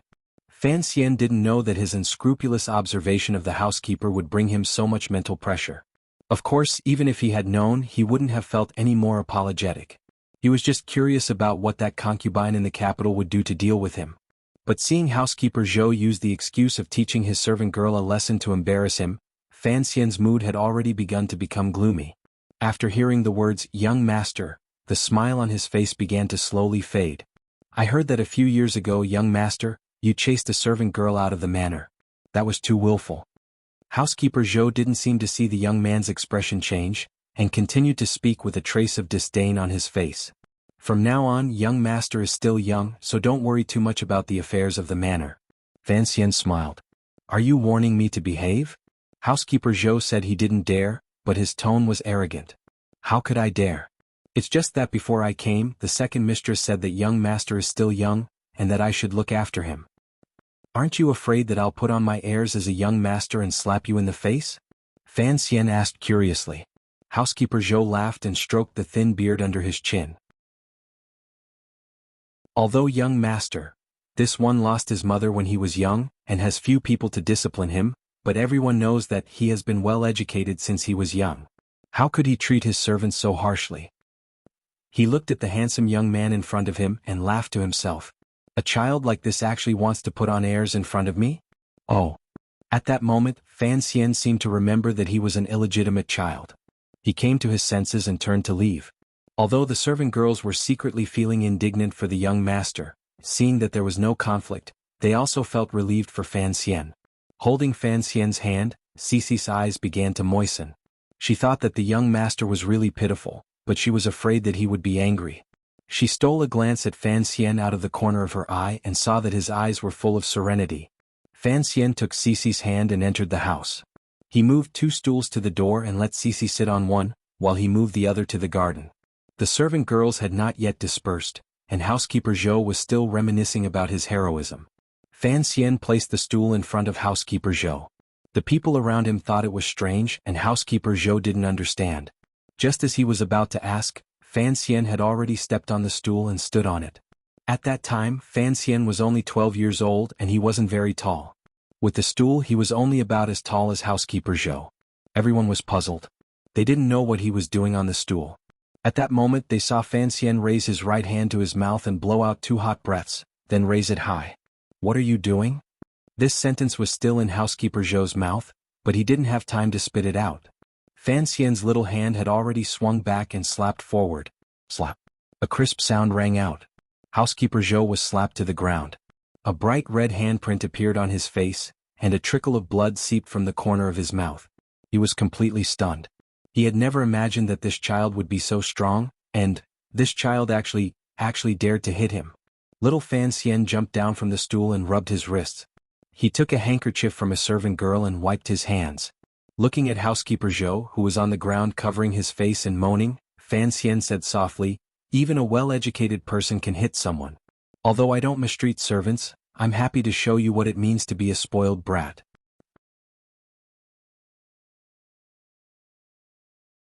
Chapter 20. Housekeeper Zhou fell miserably to the ground. His face was a mess and he spat out a few pieces of jade. He was still in a semi-conscious state. He looked at Fan Xian powerlessly, his eyes full of fear and shock. Fan Xian said quietly, "I really don't understand what you people are thinking. Do you really think I can't bear to hit you? You seem to have forgotten who you are. Perhaps a well-educated master wouldn't hit a servant, but unfortunately, I hit you. Are you going to hit me back? So I hit you and you can only accept it. Laugh or go cry to the countess or the capital. But, don't come into the back garden again. I don't like seeing you." Having said this, he dusted off his trousers, turned around and walked up the stairs. He told the dumbfounded Cici that he was going out, and left the count's estate. Behind him, the faces of the maids and servants involuntarily revealed expressions of fear. No one could have imagined that this gentle and lovely boy would have such a violent side. This kind of contrast shocked the hearts of everyone, so they felt especially terrified. At that moment, the countess also came to the back garden. Seeing the housekeeper lying on the ground in pain, she thought of the child and couldn't help but smile meaningfully. Last year he had chased the head servant out of the manor. Today he had slapped housekeeper Zhou so hard that he didn't know what was going on. The 12-year-old Fan Xian had finally succeeded in establishing some of his authority in the Count's estate. 10 miles west of Danzhou Harbor was a treacherous area with dense reefs. The sea breeze blew the blue water in that direction and smashed it into the hard rocks, kicking up a large cloud of snow. On the east side, there was a narrow path that flickered in and out of the strange rocks. Fan Xian walked over from that path and turned his body so that his back was facing the ocean. Hearing the deafening sound behind him, he raised his head to look. In front of him was a precipitous cliff. This mountain peak by the sea was born out of thin air, formed by nature. Behind the mountain was a primeval forest and swamp that stretched for hundreds of miles. It was impossible to take a detour to reach the peak. If they wanted to reach the peak, they had to climb up the cliff. Fan Xian glanced at the surface of the cliff and furrowed his brows slightly. In his mind, he immediately found the path he often climbed. However, the wind by the sea had been strong these days. Some of the rocks that had protruded out of the cliff had become loose. If he was going to climb it today, he had to be careful. The waves behind them crashed against the black rocks, but they could not pass through the stone's merciless and cold barrier. They only sent some seawater to the shallows, making the sand here much more humid than in other places. His feet were in the gravel, and the edges of his shoes were wet, making his feet uncomfortable. He took off his shoes and placed them in a clean hole at the bottom of the cliff. He found some dry sand and rubbed it on his palms, then began to adjust the jinqi in his body. Once he was ready, he placed his right hand firmly on an inconspicuous protrusion on the cliff. Exerting a bit of force, his entire body floated into the air and climbed up lightly. He climbed very quickly, his entire body sticking close to the cliff's surface. He looked like some strange animal that was good at climbing. Every time he stretched out his hand, landed his foot, and exerted force, it seemed very gentle and free. He did not feel that he was using a lot of force. In a short while he was almost at the top of the cliff. The sea wind around him swirled around him, blowing away the heat and sweat from his body. It made him feel very comfortable. Brother Jing probably didn't climb as fast as I did, but the blind man at the top is much more ruthless than Mayu. As Fan Xian climbed, he thought about what had happened in the manor's garden. He felt that things were a bit strange. The second madam's trusted housekeeper had been well behaved for over a year. Why did he make a mistake today and give Fan Xian an opportunity? The sea breeze carried moisture, so the exposed rocks were somewhat slippery. Fan Xian saw that he was about to reach the peak, and his state of mind relaxed. He was also thinking about the matters of his family, so his mind wandered for a moment. His right hand slipped and he almost fell. It seemed dangerous, but Fan Xian did not panic. His left hand was filled with his powerful jinqi, and his 3 fingers tightly gripped the corner of the rock that was the only thing he could use as leverage. His slightly trembling fingers seemed to be deeply embedded in the rock and could not escape. A wooden stick stretched down from the top of his head, indicating that he should grab it. Fan Xian seemed to want to escape from the stick. Without looking, he swung his body back and pushed off the cliff's surface with the tip of his foot. His whole body borrowed the force to leap up, dangerously close to the top of the mountain. If you're not focused enough, you'll lose your life. On the edge of the cliff, Wu Zhu, dressed in coarse clothing, stood facing the sea wind. His eyes were covered by the black cloth as usual. Fan Xian ignored him and sat down cross-legged. After adjusting himself for a while, he stood up and told Wu Zhu about what had happened at the Count's estate that day, as well as his own doubts. He wanted to get a definitive answer from Wu Zhu. Wu Zhu said coldly, "Do you think your slap would have made the housekeeper restrain himself?" "Yes, as long as my grandmother is on my side." Fan Xian lowered his head. Although he had not used his jinqi just now, the great power that had been hidden in his frail body over the years was truly frightening. Most importantly, the gloomy temperament he had displayed at the time was truly frightening. "Then that's enough." Wu Zhu did not seem to like discussing this issue. "I'm just wondering why the housekeeper would cause trouble today. He has lived in Danzhou Harbor with his tail between his legs for a year and a half. Under normal circumstances, there is no reason for him to reveal his true ugly side, unless he feels that he has endured too much and something is about to happen in Danzhou. In his eyes, I am no longer a threat to the young master in the capital, so there is no need for him to deliberately curry favor with me." Fan Xian's self-deprecating smile appeared on his young face, and it looked very uncoordinated. It was really strange. If Fei Jie had some doubts and fears about Fan Xian's early maturity, then Wu Zhu did not care at all. It seemed that even if Fan Xian had become an old tree demon, as long as he was still Fan Xian, Wu Zhu would not have any reaction. Fan Xian thought that perhaps because Wu Zhu was blind, He could not see the expressions that he often revealed unintentionally, expressions that should not appear on a child's face. Wu Zhu suddenly said, "This is a small matter." Clearly he felt that Fan Xian's analysis was too serious. "I guess that someone would come to kill me. Is this a small matter?" Fan Xian laughed. Wu Zhu replied coldly, "Fei Jie and I have taught you so much.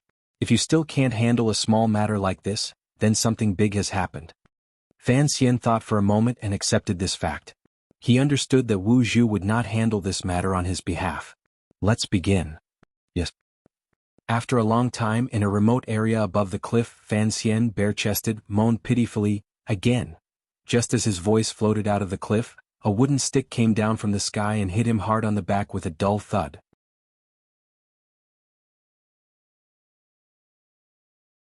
Chapter 21. At that moment, the powerful Jinqi in Fan Xian's body had already reacted on its own, covering his back in a dense layer. But the wooden stick was too fast, and before the Jinqi could react, all of its power had pierced into his back. The word pierced was used because the stick's owner's attack was like a straight line, and all of the power was concentrated at the tip of the stick. Fan Xian let out a stifled cry of pain. Although his body was protected by Jinqi, the pain still penetrated into his bones, and his whole body curled up. Just a moment ago he was still curled up on the ground in pain, but the next moment he used his small hands to push off the stone under his feet, and his whole body rolled up using the momentum of his curled-up body. Then he fiercely kicked behind him. Anyone who saw a beautiful young man kick out with such a treacherous kick would feel fear. But the only response he got was a simple, "Pa." Fan Xian half knelt on the ground, his hands rubbing his ankles. He sucked in a breath of cold air, and his eyebrows furrowed in pain. He knew that begging for mercy was useless. This was proven by his experience over the past few years. So, he just stared at the blind man standing 3 meters away and kept calculating in his heart. According to the agreement with him, as long as he hit the blind man, even if it was just the corner of his clothes, he would win. Then he would get a month's vacation. But after being beaten up for years, Fan Xian had never been able to touch the man's body. On one hand, it was because Wu Zhu's movements were always very ghostly, silent, and fast. What was even more frightening was that his movements came without the slightest warning. It was impossible to predict his movements from the slight tilt of his shoulder or the angle of his peripheral vision. The second reason was the unremarkable wooden stick in Wu Zhu's hand. Every time Fan Xian thought of a way to get close to Wu Zhu's body, the stick would be like the claws of a demon from the netherworld, ruthlessly striking his wrists, ankles, and even his fingers. There was no breaking, only pain, unbearable pain.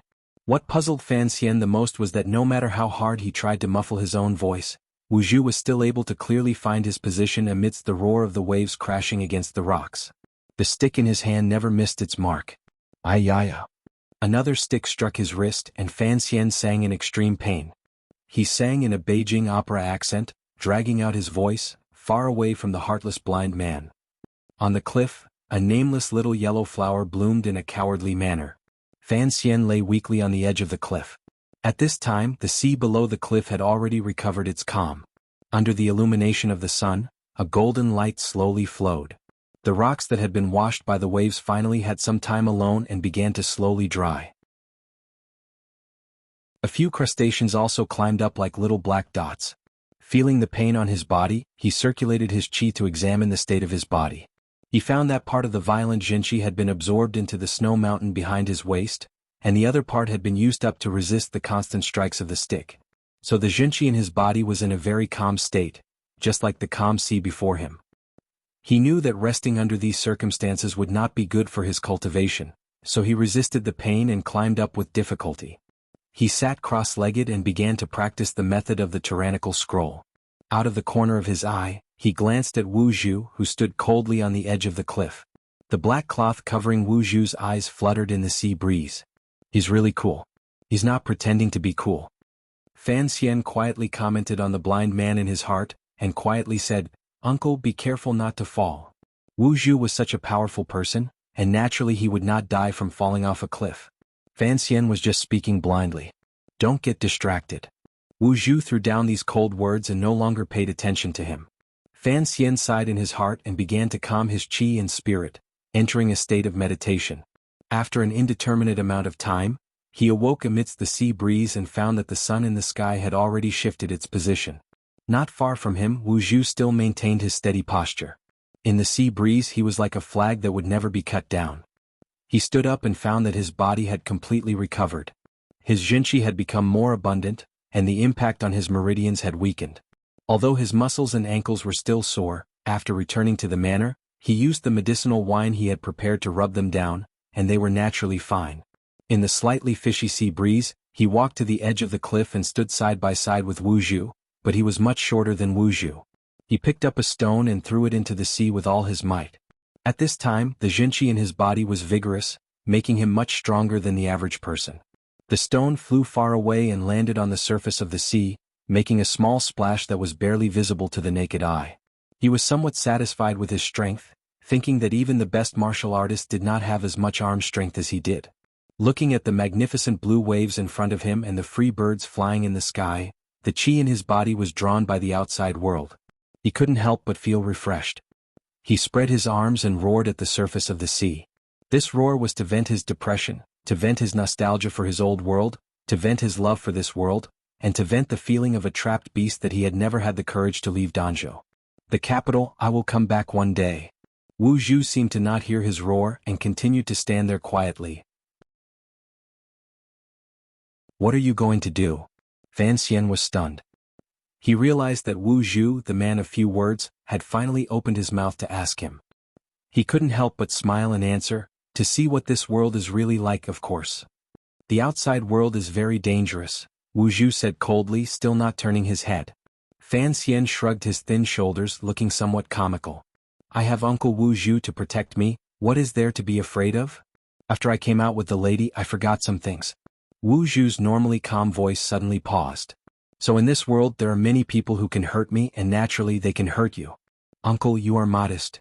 Fan Xian smiled sweetly, thinking that in this still unfamiliar world, he only had one strong bodyguard. If even Wuxia wanted to be a shopkeeper who didn't have to do anything, what would he do?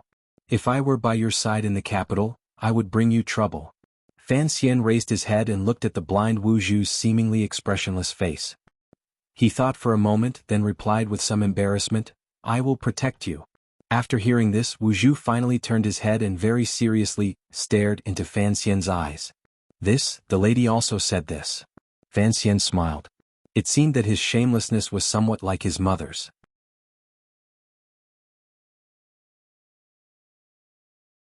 Chapter 22. Why do you want to see what this world is like? Wuxia seemed to be thinking about something. Where you are standing right now, isn't it part of this world? Fan Xian didn't know how to answer. Since he came from another world, he was naturally interested in many aspects of this world. And the question that had been bothering him for the longest time was, how did he come to this world? 6 years ago, when teacher Fei Jie was still teaching in Danzhou, he had mentioned the temple. At the time, Fan Xian had thought that for him, a dying patient on earth, to become this young man, other than a miracle, what other explanation could there be?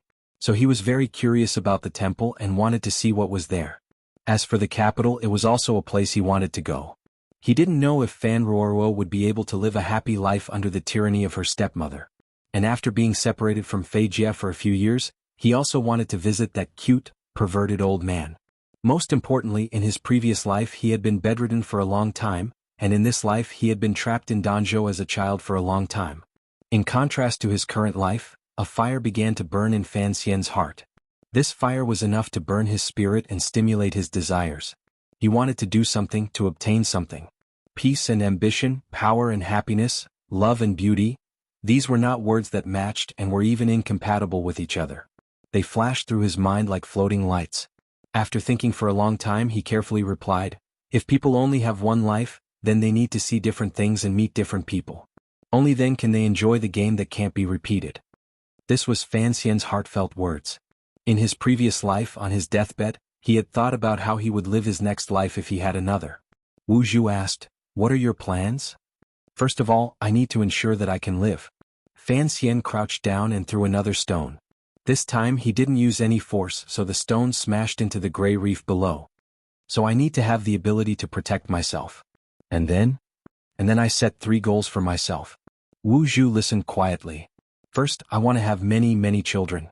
Second, I want to write many books. Third, I want to live a very good life. Fan Xian calmly spoke of such absurd things without a trace of embarrassment.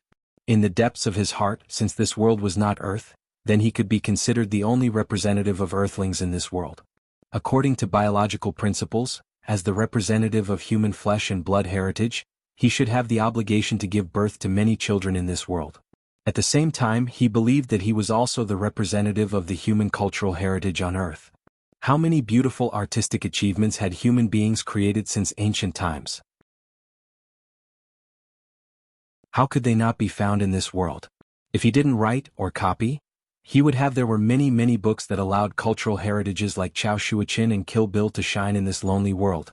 He really felt sorry for those lonely sages in the parallel universe. Of course, most importantly, he felt sorry for himself. Naturally, he also regarded himself as the only representative of the humans on Earth to observe this world. Therefore, he had to ensure that he lived a comfortable life. Only in this way could he prolong his life and observe for a few more years. It was not until many years later that Fan Xian shyly admitted to himself that he was merely seeking a great memorial arch for his deeply hidden lust, shamelessness, and greed. On the cliff by the sea, Wu Zhu seemed to need some time to understand what Fan Xian meant by these three goals. Calmly, he analyzed, "Then you need to marry many wives, find many poets, and hire many servants." Poets?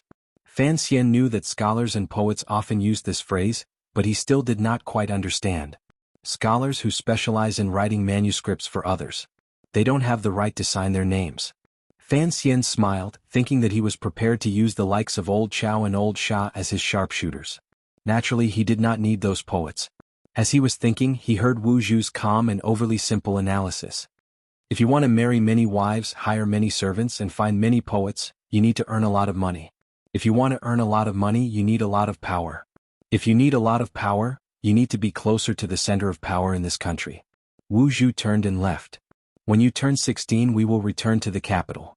Behind him, Fan Xian continued to stand at the edge of the cliff in a daze. He thought to himself that he had only revealed a few of his thoughts that were not too excessive. How could this powerful warrior, who had some mental issues, infer that it was related to the power of a country? And he had so decisively made the decision to return to the capital. Fan Xian naturally remembered that on the day he was born into this world, Wu Zhu had carried him out of the capital. He slapped his face hard to get rid of this feeling of not knowing whether to laugh or cry. He ran to catch up and said with a smile, "Uncle, I've confided in you. Shouldn't you give me something in return?"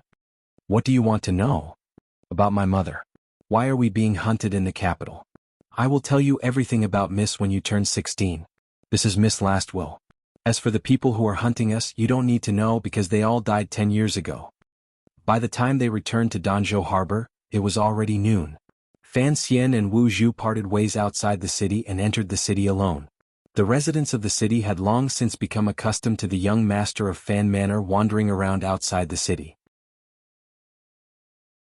Although there were no large beasts near Danzhou and no dangerous places, some people still felt that the Count's estate did not care about the safety of their illegitimate son.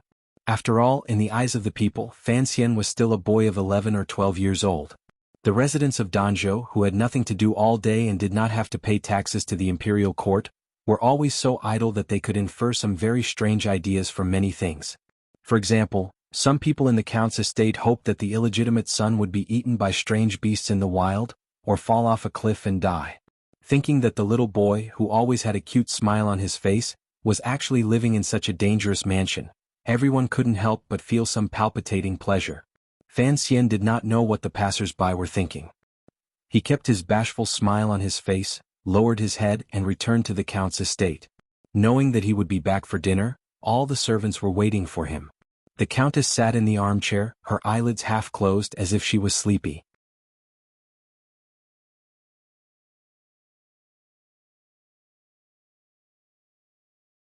But for some reason, when the maids who were waiting at the side saw the smile on this 12-year-old boy's face, they thought of the heavy slap that housekeeper Zhou had suffered in the morning, and their hearts felt cold for no reason.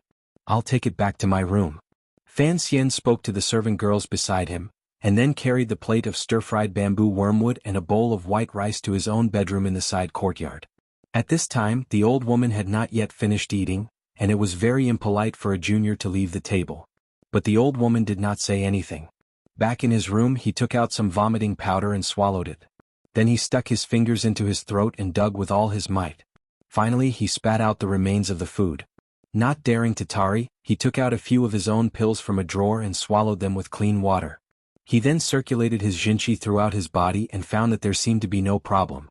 Only then did he relax.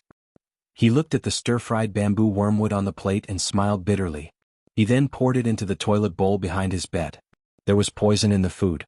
It was the makuzi that the secret agents of the Overwatch Council often used. The makuzi was a kind of orange-like fruit that grew on the southern island. It was very beautiful and its flowers had a strange spicy aroma. The poison was contained within the fruit. Because the juice of the makuzi mixed into the food, it did not easily change the color of the food, and it did not smell abnormal. Instead, it added to the aroma of the food, so it was often used by the secret agents of the Overwatch Council to carry out covert assassinations. Once the poison entered the stomach, it would begin to take effect at night, causing the victim to convulse and die. It was especially likely to die from some kind of infection, and it was difficult to determine the true cause of death. Fei Jie was the ancestor of the Overwatch Council's poisons, and Fan Xian was Fei Jie's only disciple. So when he took the first bite of the stir-fried bamboo wormwood, he immediately tasted it. The makuzi had no taste, and its only flaw was that it tasted a little bitter. The assassin who had poisoned it had actually known to mix the juice of the makuzi into the already bitter bamboo wormwood. Fan Xian did not immediately leave to detoxify the poison because he was afraid that the old woman would be frightened. But now he suddenly felt a little scared. He had been a little too bold. If it had not been the makuzi he had thought but some kind of acute poison, he would probably be dead by now. Ever since Fei Jie had warned him, he had been very careful about what he ate. He was afraid that the concubine of Count Sinan's manor in the capital would try to kill him. That was why he had been eating so strangely. He was afraid that the poison he had eaten would not kill him, but would instead kill the servants in the manor. So he had requested that all the dishes be tasted by him first, just like the legendary eunuchs in the palace who specialized in tasting dishes. Although Fan Xian believed that his life was more important than anyone else's, he did not want innocent people to die because of him. Seeing that the young master had come to the kitchen, the servant hurriedly stood up and brought a stool for him to sit on. "Young master," he asked with a smile, "did you not have enough just now? Would you like some more?" Fan Xian laughed. "I like the stir-fried bamboo wormwood," he said. The cook stood to the side and laughed. "As long as the young master likes it." "Yes, it's quite fresh. When did you buy it?" Fan Xian nodded vigorously and asked carefully. "I bought it this morning. Of course it's fresh. By the way, did anyone from outside the manor come to the kitchen today? The vegetable delivery man Old Ha is sick. His nephew came by." "Nothing. I'll be on my way then." Fan Xian grabbed a piece of bacon from the cook's plate and ate it. As he chewed, he smiled shyly. "Don't tell Granny that I came to the kitchen to steal food." Watching the little boy leave the kitchen, the servants began to talk among themselves. They all said that the Count's illegitimate son was a good person, without the slightest of the bad habits of a powerful family. Except, his eating habits were a bit too much. In a narrow street in Danzhou Harbor, Fan Xian hooked his fingers on the back wall of a building. With a push of his arm, he climbed in like a civet. This was the home of Old Ha, the vegetable delivery man. There were only a dozen or so people in the Count's manor. Aside from a new batch of maids, they were all locals. After so many years, there was nothing to be suspicious about. Although Fan Xian had seen Old Ha before, hearing that he had fallen ill at such a strange time, he knew something was off. Old Ha's room was dark, but in Fan Xian's eyes, it was as bright as day. He quietly walked into the room, and his nose picked up the scent of blood.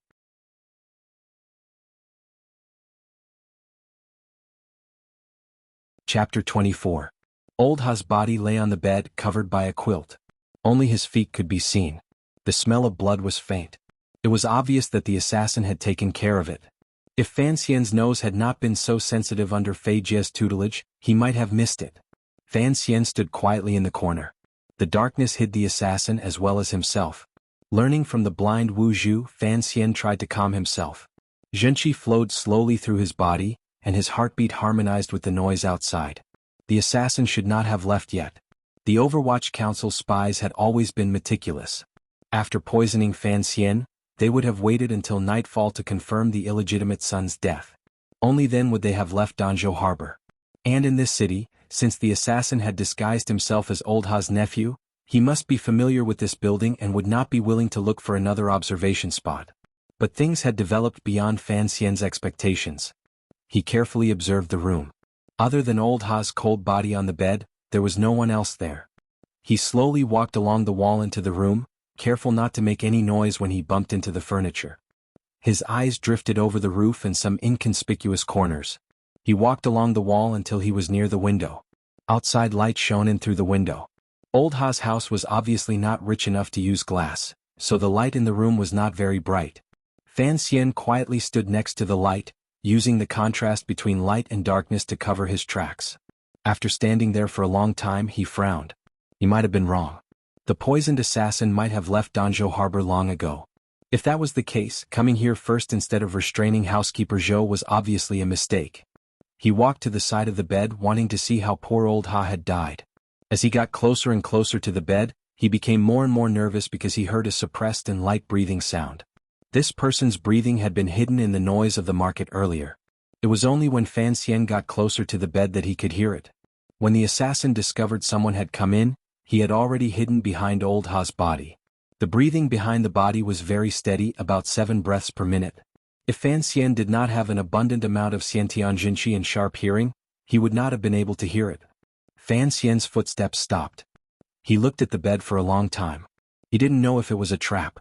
Outside the window, there was still the sound of people peddling their wares, and there was a very faint sound coming from afar. It seemed like a carriage was approaching. He knew that there was a market right in front of the building, and it just so happened that the road became very narrow. It would be difficult for the carriage to pass through, so he held the dagger gently and waited quietly. The assassin was also waiting behind the corpse. He didn't see who had entered the room, but he knew that the intruder was as patient as he was. After a while, he felt that he had underestimated the dangers of Danzhou Harbor. He shouldn't have stayed here and killed anyone who might be able to track him down. He should have left as soon as possible. A carriage slowly made its way through the market. The peddlers on both sides of the road began to curse. The driver's worried face was obvious. If not for the fact that he was in a hurry, he wouldn't have taken this road either. With great difficulty, the peddlers cleared a path. The driver expressed his gratitude to the people around him, then cracked his whip. The carriage moved forward, but it crushed a crate of eggs. The egg peddler was very angry. He pulled on the reins and the whole market became very noisy. In the small building next to the market, Fan Xian heard the explosion outside. Taking advantage of the noise outside, he quickly lifted his right foot and jumped to the side of the bed. With a flip of his right hand, a slender dagger viciously stabbed into the back of old Ha's body. In that instant, Fan Xian clearly saw the assassin's appearance. His eyes were cold and his eyebrows were a little messy. He could see that he was not very old and his appearance was very ordinary. Only his lips were a little thick and the skin on his cheeks was a little dry. The seemingly unprepared assassin's right hand suddenly moved. A small black crossbow bolt pierced through his sleeve and flew out, heading straight for Fan Xian's face. Fan Xian's feet had just touched the ground, and his right hand was already raised. His chest and abdomen were completely unprotected. The crossbow bolt flew very fast like a ghostly light. The moment the crossbow rang out, Fan Xian reacted. With the help of Wu Zhu's wooden stick, which was faster than a crossbow bolt, the tip of his foot touched the ground, but he didn't step on it. His heel didn't touch the ground, so he used the strength of his toes to twist his body in the air. Without any leverage, he shifted his body a few inches to the right. The crossbow bolt narrowly missed Fan Xian's left cheek and shot deep into the wooden beam of the roof with a dull thud. The assassin's face was full of shock. He didn't expect the newcomer to be the beautiful young man who should have been poisoned to death. He didn't expect the young man to be able to dodge a crossbow shot at such a close range. At this moment, the slender dagger in Fan Xian's hand had already followed the direction of the twisting body and ruthlessly pierced into the assassin's body. It made a very unpleasant sound like the sound of a kitchen knife cutting into pork. Unfortunately, in order to dodge the crossbow bolt, Fan Xian's hand was a little off course. The slender dagger only pierced into the assassin's shoulder, but didn't kill him. The assassin bounced off the bed like an eel in water. His left hand flashed and he prepared to give Fan Xian a fatal blow. But the pain in his shoulder and the downward force caused him to involuntarily fall back down. The fingers holding the crossbow let go. When he got up, he was already prepared for the pain in his shoulder, but he didn't expect it to be so severe. Furthermore, the young boy's dagger had actually pierced through his shoulder and stabbed into the bed frame, pinning his body to the ground. The assassin's movements failed, and Fan Xian's left hand quickly grabbed the assassin's throat. The assassin's plain face finally showed the fear of death. His thick lips parted slightly as if he was about to say something. Fan Xian's heart shrank and he felt a slight chill. He didn't give the assassin a chance to speak or fight back. He tightened his grip, and with a crack, the assassin's neck was broken. His head tilted to the side and he died on the spot. His hand was still on the assassin's broken neck for a while. He felt the bones break and the blood that seeped out gradually grew cold. Finally, he withdrew his hand and began to half-crouch, gasping for breath.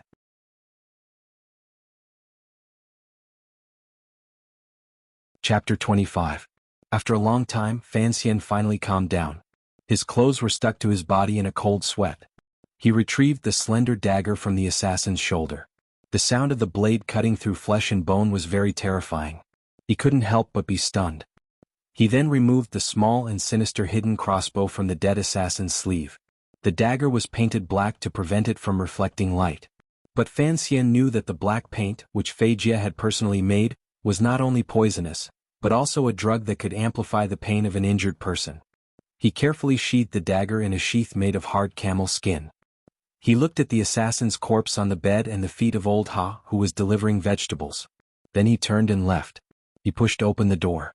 The blind Wu Zhu was standing quietly at the corner of the stairs. His voice came to him. "What if no carriage comes?" Fan Xian lowered his head and was silent for a long time. He had finally overcome the terrible feeling of killing someone for the first time. He raised his head and smiled. "I will wait for you to come." He still climbed down the back wall. The training he had put into climbing the cliff outside Danzhou Harbor had finally paid off today. Fan Xian's feet touched the ground and he walked forward. He knew that Wu Zhu would definitely leave him, and if he was in danger again, Wu Zhu would appear again. Walking in the market, he was still silent. His right hand, which hung by his thigh, trembled slightly. He dragged his heavy footsteps to one end of the market and stopped in front of a stall. It was a tofu stall. The stall owner was a woman in her 20s. She had a gentle face and wore an apron.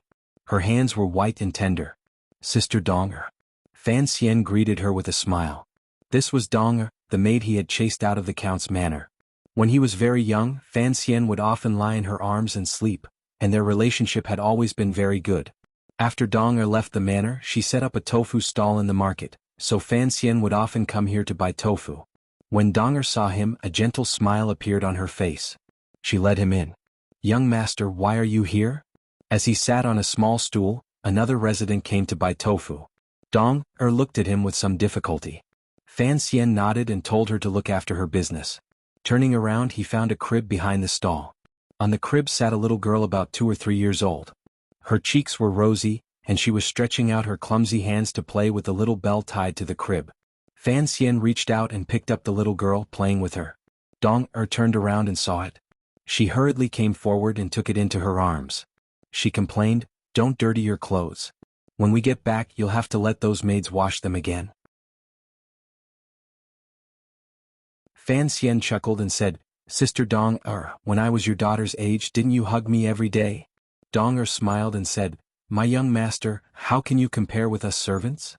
It was a little strange. Donger had been chased out of the count's manor by Fan Xian because she had tried the salty and bland food before Fan Xian. But from her tone, it seemed that she did not hold a grudge against the little boy. Fan Xian scratched his head, not knowing what to say.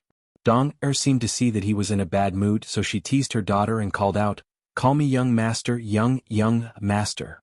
Call me uncle," Fan Xian insisted.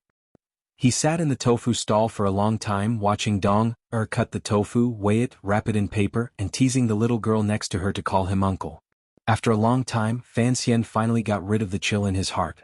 He stood up and said goodbye to Donger. Donger was a little embarrassed and said, "Since you've come, I don't have anything good to eat." Fan Xian laughed and said, "Sister Donger, do you think I'm lacking food?" "That's true." Donger covered her mouth and laughed, revealing all the shyness of a young married woman. She suddenly said, "Thank you, young master, for buying these things for me." Fan Xian smiled and shook his head. "As long as you don't blame me for kicking you out of the count's manor." Donger smiled and didn't say anything. She trusted the young boy in front of her. Although she didn't understand why he was angry that day at dinner, she knew that he didn't do it on purpose. Furthermore, after she left the mansion, the young master would often secretly send her some money. After she married, the family of 3 lived a comfortable life. The reason she came out to open a tofu stall was mainly because she knew that it would be more convenient for the young master to visit her. Fan Xian waved goodbye to Tofu Donger. After he walked out of the market, he turned his head and saw the gentle and beautiful woman carrying the little girl in the water cutting tofu. Her slightly leaning body was still slender and plump. No signs of age could be seen. It was just like how she looked when she held him 10 years ago. Fan Xian found an excuse to kick Dong out of the manor because she was his personal maid. If anything happened to him, she would not be safe either. In Fan Xian's childhood, he had liked this personal maid the most. He liked to lean on her and often fantasized about what he could do when he grew up, but he had forgotten a very important point. As he slowly grew up, so did Dong. This year he was 12 and Dong was already in her 20s. It seemed that the story of Bao Yu and Qingwen had to be abandoned halfway. When you were born, I was not born. When I was born, you were already old. You hated that I was born late. I hated that you were born early. When you were born, I was not born. When I was born, you were already old. I hated that we were not born at the same time. I was with you every day. As he fantasized about how much Dong loved him, he hummed a tune as he returned to the Count's manor, trying to make himself believe that he had already forgotten the 2 pairs of dead fish eyes staring at him from the assassin and old Ha. Because he had eaten makuzi poison mixed with bamboo wormwood in the afternoon, and had broken a man's neck in the afternoon, Fan Xian's appetite was extremely poor. He only ate a little for dinner, then left the bowl and returned to his bedroom. When night fell, he was a little hungry. Alone, he carried an oil lamp to the kitchen. He walked silently, not disturbing any of the servants. Entering the kitchen, he cleanly washed a fish. The kitchen knife danced in his hand like a bird, and in a moment, he had removed the scales and guts. Then, using the skill that Wu Zhu had forced him to use to cut up some shredded ginger, the knife landing on the chopping board without making a sound. Then he added some vinegar to the small dish that held the shredded ginger. Starting a fire, he boiled water and steamed the fish. Squatting on the floor, he looked at the stove beside him, watching the slowly rising steam. Suddenly, Fan Xian thought of something funny. Because of his mother, teacher Fei Jie and uncle Wu Zhu were both teaching him how to kill and how to avoid being killed. But objectively speaking, they were also teaching him how to be a good doctor and a successful cook.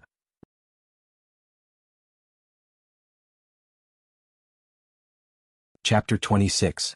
3 minutes later, Fan Xian took out a steaming fish plate and drizzled some expensive soy sauce from the south. The sauce was amber and very beautiful. The steamed fish mixed with the sauce, and the aroma immediately filled the kitchen. He found leftovers from the night before and ate them with the steamed fish, ginger, and vinegar. The next morning he went to pay his respects to his grandmother. As he did so, a servant came to report that the kitchen had been visited by a thief. Fan Xian immediately understood what had happened and couldn't help but laugh.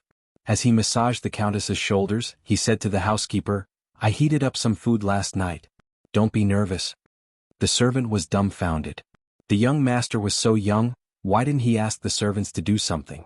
Why did he have to play with these things himself? If he burned someone, it would be no laughing matter. Fan Xian knew what the servant was thinking. He obediently said to the countess, "I recently found a way to steam fish in a book, so I wanted to try it myself. If it tasted good, I was going to give it to you. I wanted to give you a surprise, so I didn't dare let the servants know. I didn't expect it to alarm so many people. I know I was wrong." His words were reasonable, and most people wouldn't be able to find fault with them. The old mistress was expressionless when she heard this. She said gently, "Whatever you do is fine. Just remember to pack up properly no matter what you do." The countess had always been strict with Fan Xian. She rarely spoke in such a gentle tone, so Fan Xian felt a little uneasy. He felt that his grandmother's tone seemed to reveal a trace of pity for him. Why was that? The countess softly said, "I know what happened yesterday. Housekeeper Zhou wasn't very useful. You went into the kitchen at night and no one noticed. That's really not right.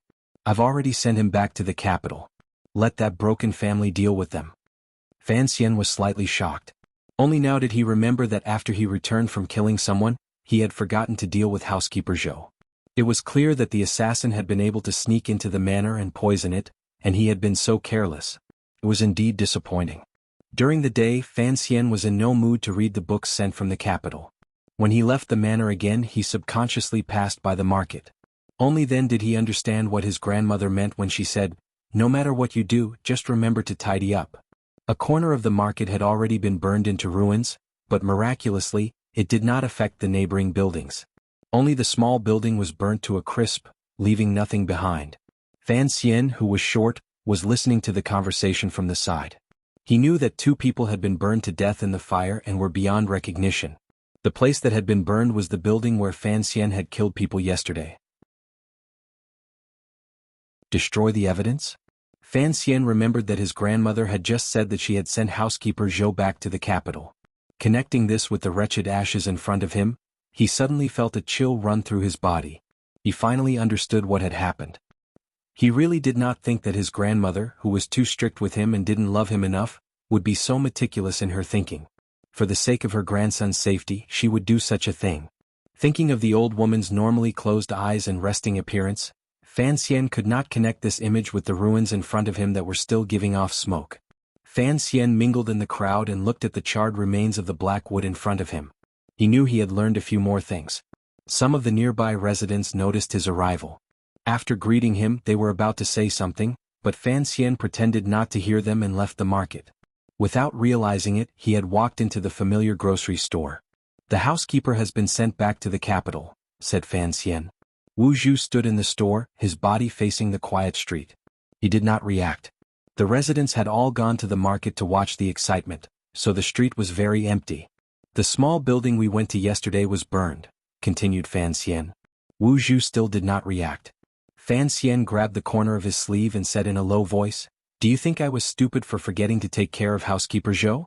And I need you to help me clean it up." Wu Zhu turned around and said, "Do you want me to pity you? Do you think you are young and do not know how to deal with these things, so your pride is hurt and you seek comfort?" There was a rare trace of curiosity in the blind man's voice. Compared to his usual emotionless voice, it was much more lively. Fan Xian laughed. "I don't have that extra pride. I just don't feel good about killing people." And he stopped talking. Deep down, he felt that if it weren't for Fei Jie and Wu Zhu's education, he would not have been more powerful than the children of the rich and powerful. Perhaps he would have died long ago. In this power struggle, in this secretive background, a little more knowledge did not seem to be of much use. Everyone who stood at the top of the waves of power was proficient in dirty and complicated methods. Compared to them, Fan Xian was really just a naive child. "The feeling of killing people or the feeling of being killed? Which do you prefer?" asked Wu Zhu. Fan Xian did not know how to answer. Of course no one wanted to be killed. "Since you already know the answer, then don't ask any more." Wu Zhu handed him a sign. "Also, I think it is necessary to tell you that the Countess drove housekeeper Zhou out of Danzhou, but did not kill him, because she did not want the matter to become too serious in the capital." Fan Xian looked at the familiar sign and knew that it was the sign of the steward of the Count's household. This sign belonged to housekeeper Zhou. He raised his head and looked at Wu Zhu with confusion. "You killed him?" Wu Zhu nodded. Fan Xian suddenly thought of the identity of the assassin. He scratched his head and asked, "Why did the assassin's use of poison and follow-up methods resemble the methods of the Overwatch Council?" asked Fei Jie. On a bright and beautiful spring day in the west of Jingdou, in the square building with the outer walls painted a layer of gray and black, in a secret room, a thin, beardless old man sat in a wheelchair. His legs were covered by a soft, smooth and beautiful wool blanket. The glass windows of the secret room were tightly covered with black cloth, not letting in a single ray of sunlight. This old man had been seriously ill many years ago in the north. Since then he had been afraid of the light. "Old Fei, how is the investigation going on in Danzhou?" The old man looked at the white-haired, strange-looking man of the same age as him. He looked into his brown eyes and asked with a smile. Fei Jie sat in a chair and drank tea. Looking at the strange smile on the director's lips, he wondered who was the real old pervert.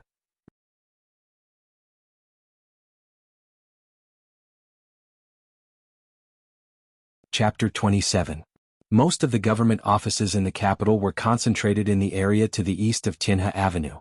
There were not many commoners living there, and the road was particularly wide. On both sides of the road were many beautiful or grand wooden buildings. These buildings were the scattered centers that controlled the power of the country. For example, the old military headquarters was located at the entrance of the road, with a giant stone lion. Every day, it faced the rising sun, baring its fangs and brandishing its claws.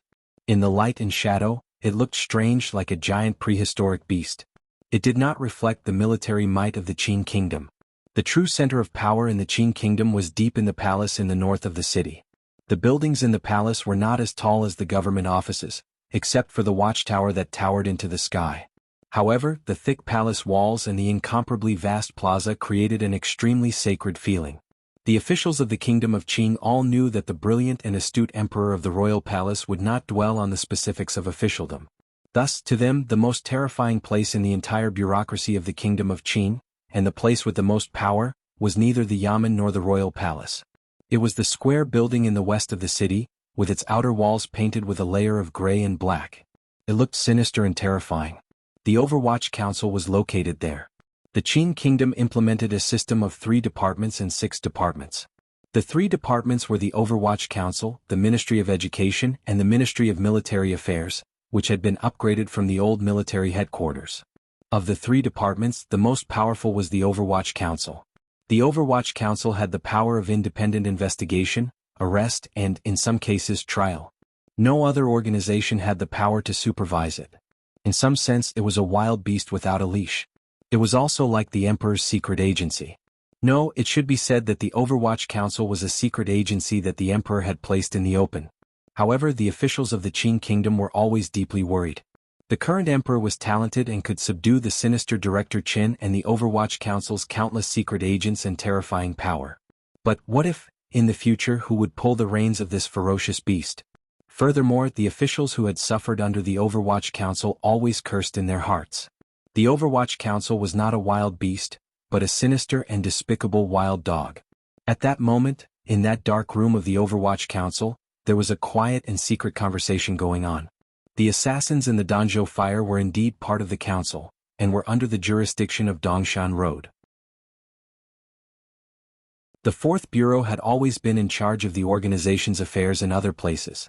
The Internal Affairs Division found out that an official of the 4th Division is a distant relative of the second wife of the master's family, so this mission should be arranged as such. Fei Jie looked at the director and said in a hoarse voice, "Identity?" This was what the old man was most concerned about. Fei Jie squinted, his brown eyes full of uncertainty. "I believe that among the 8 people who know about this, no one will leak it. Although Master Wu was the lady's personal attendant, he rarely fought. Today no one in the world has seen him in person. The only person he has met is Yi Luyun, who is now a grandmaster. It is even more impossible for him to travel to Danzhou. There are no such coincidences in this world, so there is no need to worry about others deducing his identity because of Master Wu." The director's fingers were thin and bony, his knuckles protruding. He gently tapped the table and said thoughtfully, "Back then I wanted you to kill all the Black Knights who had seen Wu Zhu that night, and you pleaded with me. Now that I think about it, you were wrong." Fei Jie smiled. His eyes, which had become brown because of too much exposure to poison, flashed with an indescribable light. Many people died that night. Fei Jie, at least on the surface, did not seem to fear the old man in front of him. After all, his status and experience were there. He laughed and said in a hoarse voice, "Unnecessary killing is extremely stupid. Have you forgotten? The lady once said that?" The old man smiled as well, as if thinking of many happy things in the past. But in the midst of this smile, he issued a very sinister order. "Dongshan Road takes orders from the 4th Bureau. Since the documents are all signed, there is no mistake in the procedure, so Dongshan Road does not need to take responsibility for this matter. The others can be dealt with as they wish." He smiled and said to himself, "To use my power to kill the people I want to protect, is this a coincidence or are some people testing something? That second wife, it seems, is not simple." He continued, "The 4th Bureau's Yen Ruohai did not supervise well, and signed the documents randomly. If it wasn't his own son, he would kill blindly and cause trouble. Stop his salary for 3 years and send his eldest son Yen Bingyun to the north. He will only be allowed to return when he gets his hands on 2 high-grade goods." Having said this, the director picked up the document that the Ministry of Internal Affairs had already drafted, and wrote down the final conclusion. He then signed his name, Qin Pingping. Every time Fei Jie saw the director's shriveled and ugly signature, he wanted to laugh, but he had to hold it in. He knew that this feminine signature would cause the deaths of several high-ranking officials, and it would cause the son of an even higher-ranking official to miserably sneak into the enemy's country. He would only be allowed to return after obtaining particularly valuable information. This was probably even more terrifying than death. The old man laughed self-deprecatingly. I grew up with Fan Jian. I never thought I would have to worry so much about his family's affairs. Get someone to check if the second madam has any connection with that man. Fan Jian was Count Sinan's name, and he was Fan Xian's father. Fei Jie frowned and his brown eyes trembled. Impossible. They must have thought that the baby died long ago. You misunderstand me. I also believe that they have no way of knowing that Fan Xian is the young lady's son. The director smiled. His Majesty has always requested that the nobility and civil officials keep their distance from us. Sending you to Danzhou all those years ago was done discreetly, but it was still possible that they would find out. Both the Empress Dowager and the Prime Minister are curious about the relationship between our council and Count Sinan. Those forces hiding in the dark are using the second wife's hand to test us and Sir Fan's reaction to this matter. It is only right that we do not overreact. Do you understand? Fei Jie suddenly had a suspicion. Regarding the assassination in Danzhou, perhaps it was because the director had purposely leaked some information. The old man pushed his wheelchair to the window, lifted a corner of the black cloth and looked out. Also, regarding the matter of the chest, whether or not Wu Zhu is telling the truth, it is fine as long as it does not fall into the hands of our enemies in the north. It is a pity that we do not know how big the chest is or what it looks like. Fei Jie came to his side and followed the old man's gaze out the window. When I go to hell, come play mahjong with me as soon as possible, Director Qin said with a smile. Fei Jie knew that the director was not as old as he appeared. I am a good man, he said with a smile. One day I will go to heaven. A black shadow floated out from the corner of the secret room like the wind. It pulled down the black cloth, blocking the overly strong sunlight from shining on the old man's body. This person's movements were soundless. It was the master who had killed the staff-wielding sorcerer outside the capital many years ago. Fei Jie pointed to the black shadow. I reckon he will come to play chess with you. Outside the window the sun shone brightly. In the distance, the glazed tiles of the palace's halls shone with a deep golden light. As pedestrians passed by the entrance of the Overwatch Council, they unconsciously took a detour to the opposite side of the street, as if afraid of being contaminated by the gloomy atmosphere. At the entrance of the Overwatch Council was a wide stone tablet. On the tablet were a few sentences painted in gold. I hope that the people of the kingdom of Qing will become uninhibited people. When abused by others, they will have a heart that will not yield. When attacked by evil, they will have a heart that will not be frustrated. When wrongdoing occurs, they will have a heart that will not be afraid to correct. They will not suck up to wolves and tigers. It was signed with 3 words, Yi Qingmei. No one knew who Yi Qingmei was, but all the citizens of the capital knew that when the Overwatch Council was established, this stone tablet had been erected there. It always shone with a golden light, resonating with the golden eaves of the palace in the distance. It seemed to hide all the darkness in those 2 buildings. Vote, vote, vote.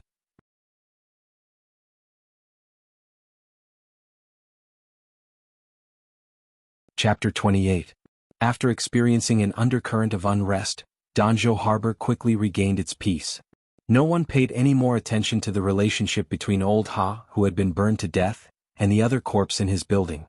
As for the cause of the fire, the government did not give any explanation, and the ignorant commoners did not have any interest in the cause. Danzhou Harbor had always been a safe place. Under the strict control of the civil protection system, the criminals and adventurers who roamed the northern part of the kingdom of Qing had no way of gaining any profit here. In addition, because the emperor had shifted the focus of trade to the south, he had exempted the 7 counties near Danzhou from taxes. Although it could not immediately make the people rich, it could at least ensure that every family had some surplus food. There would no longer be a refugee riot like 30 years ago because of the famine. Although Danzhou Harbor was next to the sea, it was not affected by the volatile nature of the sea. The people in the city were very gentle, so when faced with the most distinguished family in the city, the Count's manor, they always showed the appropriate amount of respect and caution. Even though everyone knew that Fan Xian was an illegitimate child, they still called him young Master Fan, trying to suppress the slight disdain they might have felt for him. This was where Fan Xian's pain lay. In this life, other than showing off his talent as a spoiled brat in front of the ill-fated housekeeper Zhou, he had never had the opportunity to play this role again. Walking on the streets of Danzhou Harbor, some people were friendly to him, some were respectful, but no one provoked him. The zhenqi in his body slowly accumulated, strengthening his meridians. Most of the zhenqi that had been lost to the snow-capped mountain behind his back was quiet, and he did not know what use it was there. In this life, Fan Xian had always played the role of a steady and knowledgeable youth. But after living like this for so long, he always felt a little stifled. Moreover, after knowing that he was strong enough to kill an assassin, he looked forward to doing something heroic, standing up for justice and saving a beautiful woman. But Danzhou Harbor was peaceful, too peaceful. The study was lit with calming incense, and the faint fragrance was soothing. Fan Xian held a delicate brush in his hand, and on the rice paper that was cut to the size of 4 palms, he wrote earnestly. Nowadays, the literary world was divided into the modern school and the ancient school. When it came to using brushes, there were also those who used a goose feather and those who used a brush. From a more convenient point of view, using a goose feather might be better, so the various yamen in Jingdo usually used this kind of brush, including when Fei Jia was teaching in Danzhou. However, the craft of sharpening the nib of a quill required a truly skilled master. The nib would easily deform if used for a long time, so it would not be easy to promote it. Fan Xian preferred a writing brush. First, he felt that since this world happened to use square characters, the words written with a writing brush would, of course, be more beautiful.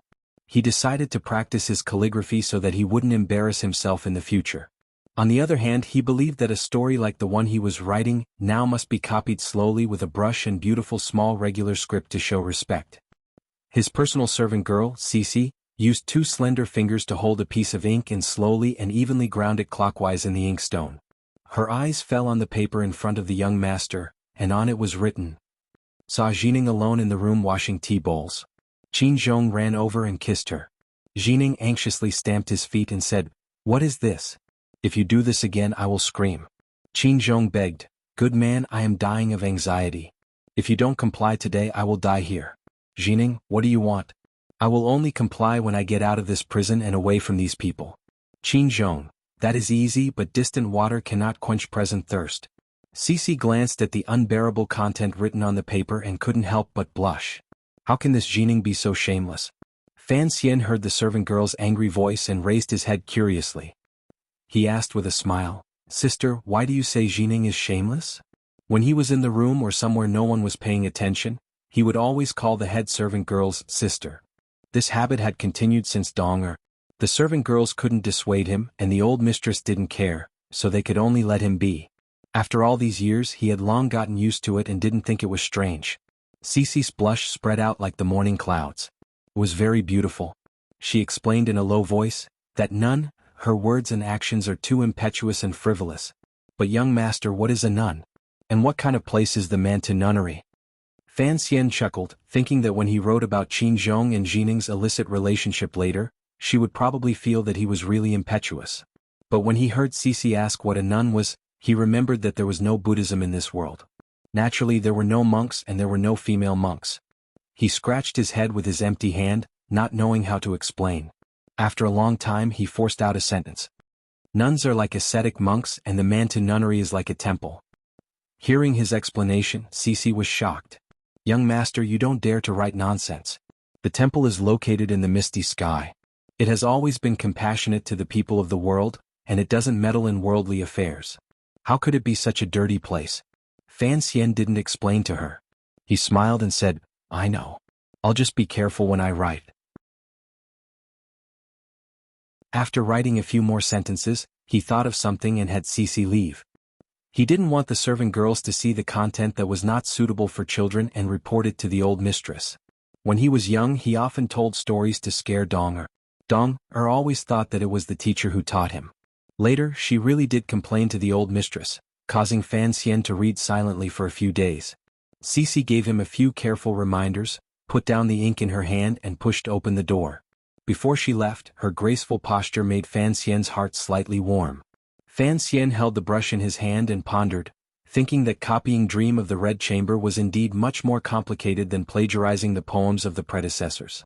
He had started writing a year ago and until now he had only written 15 chapters from memory. Fortunately, his mind was now strangely clear, and the memory of his previous life was not the slightest bit off. In fact, it was even clearer. It was thanks to this that he could remember Chao Shuichin's beautiful, but actually difficult to remember poems in his sleep. But the background of the characters in the book was always somewhat different from this world. He didn't know if others would understand when they read it in the future, so there were some important parts that needed to be slowly changed. But Fan Xian still had great confidence in his dream of the Red Chamber. A cow led to Beijing would still be a cow dream of the Red Chamber? In this world, it would still be dream of the Red Chamber and it would still be a cow. You're tuning in to the Han Li's Wuxia Adventures YouTube channel. We're so grateful for your support and don't forget to subscribe to join us on this incredible journey through captivating stories. Your generosity through donations truly makes a world of difference, as it's the primary source of revenue that allows me to expand and enhance this channel for you. Thank you from the bottom of my heart for being a part of this adventure.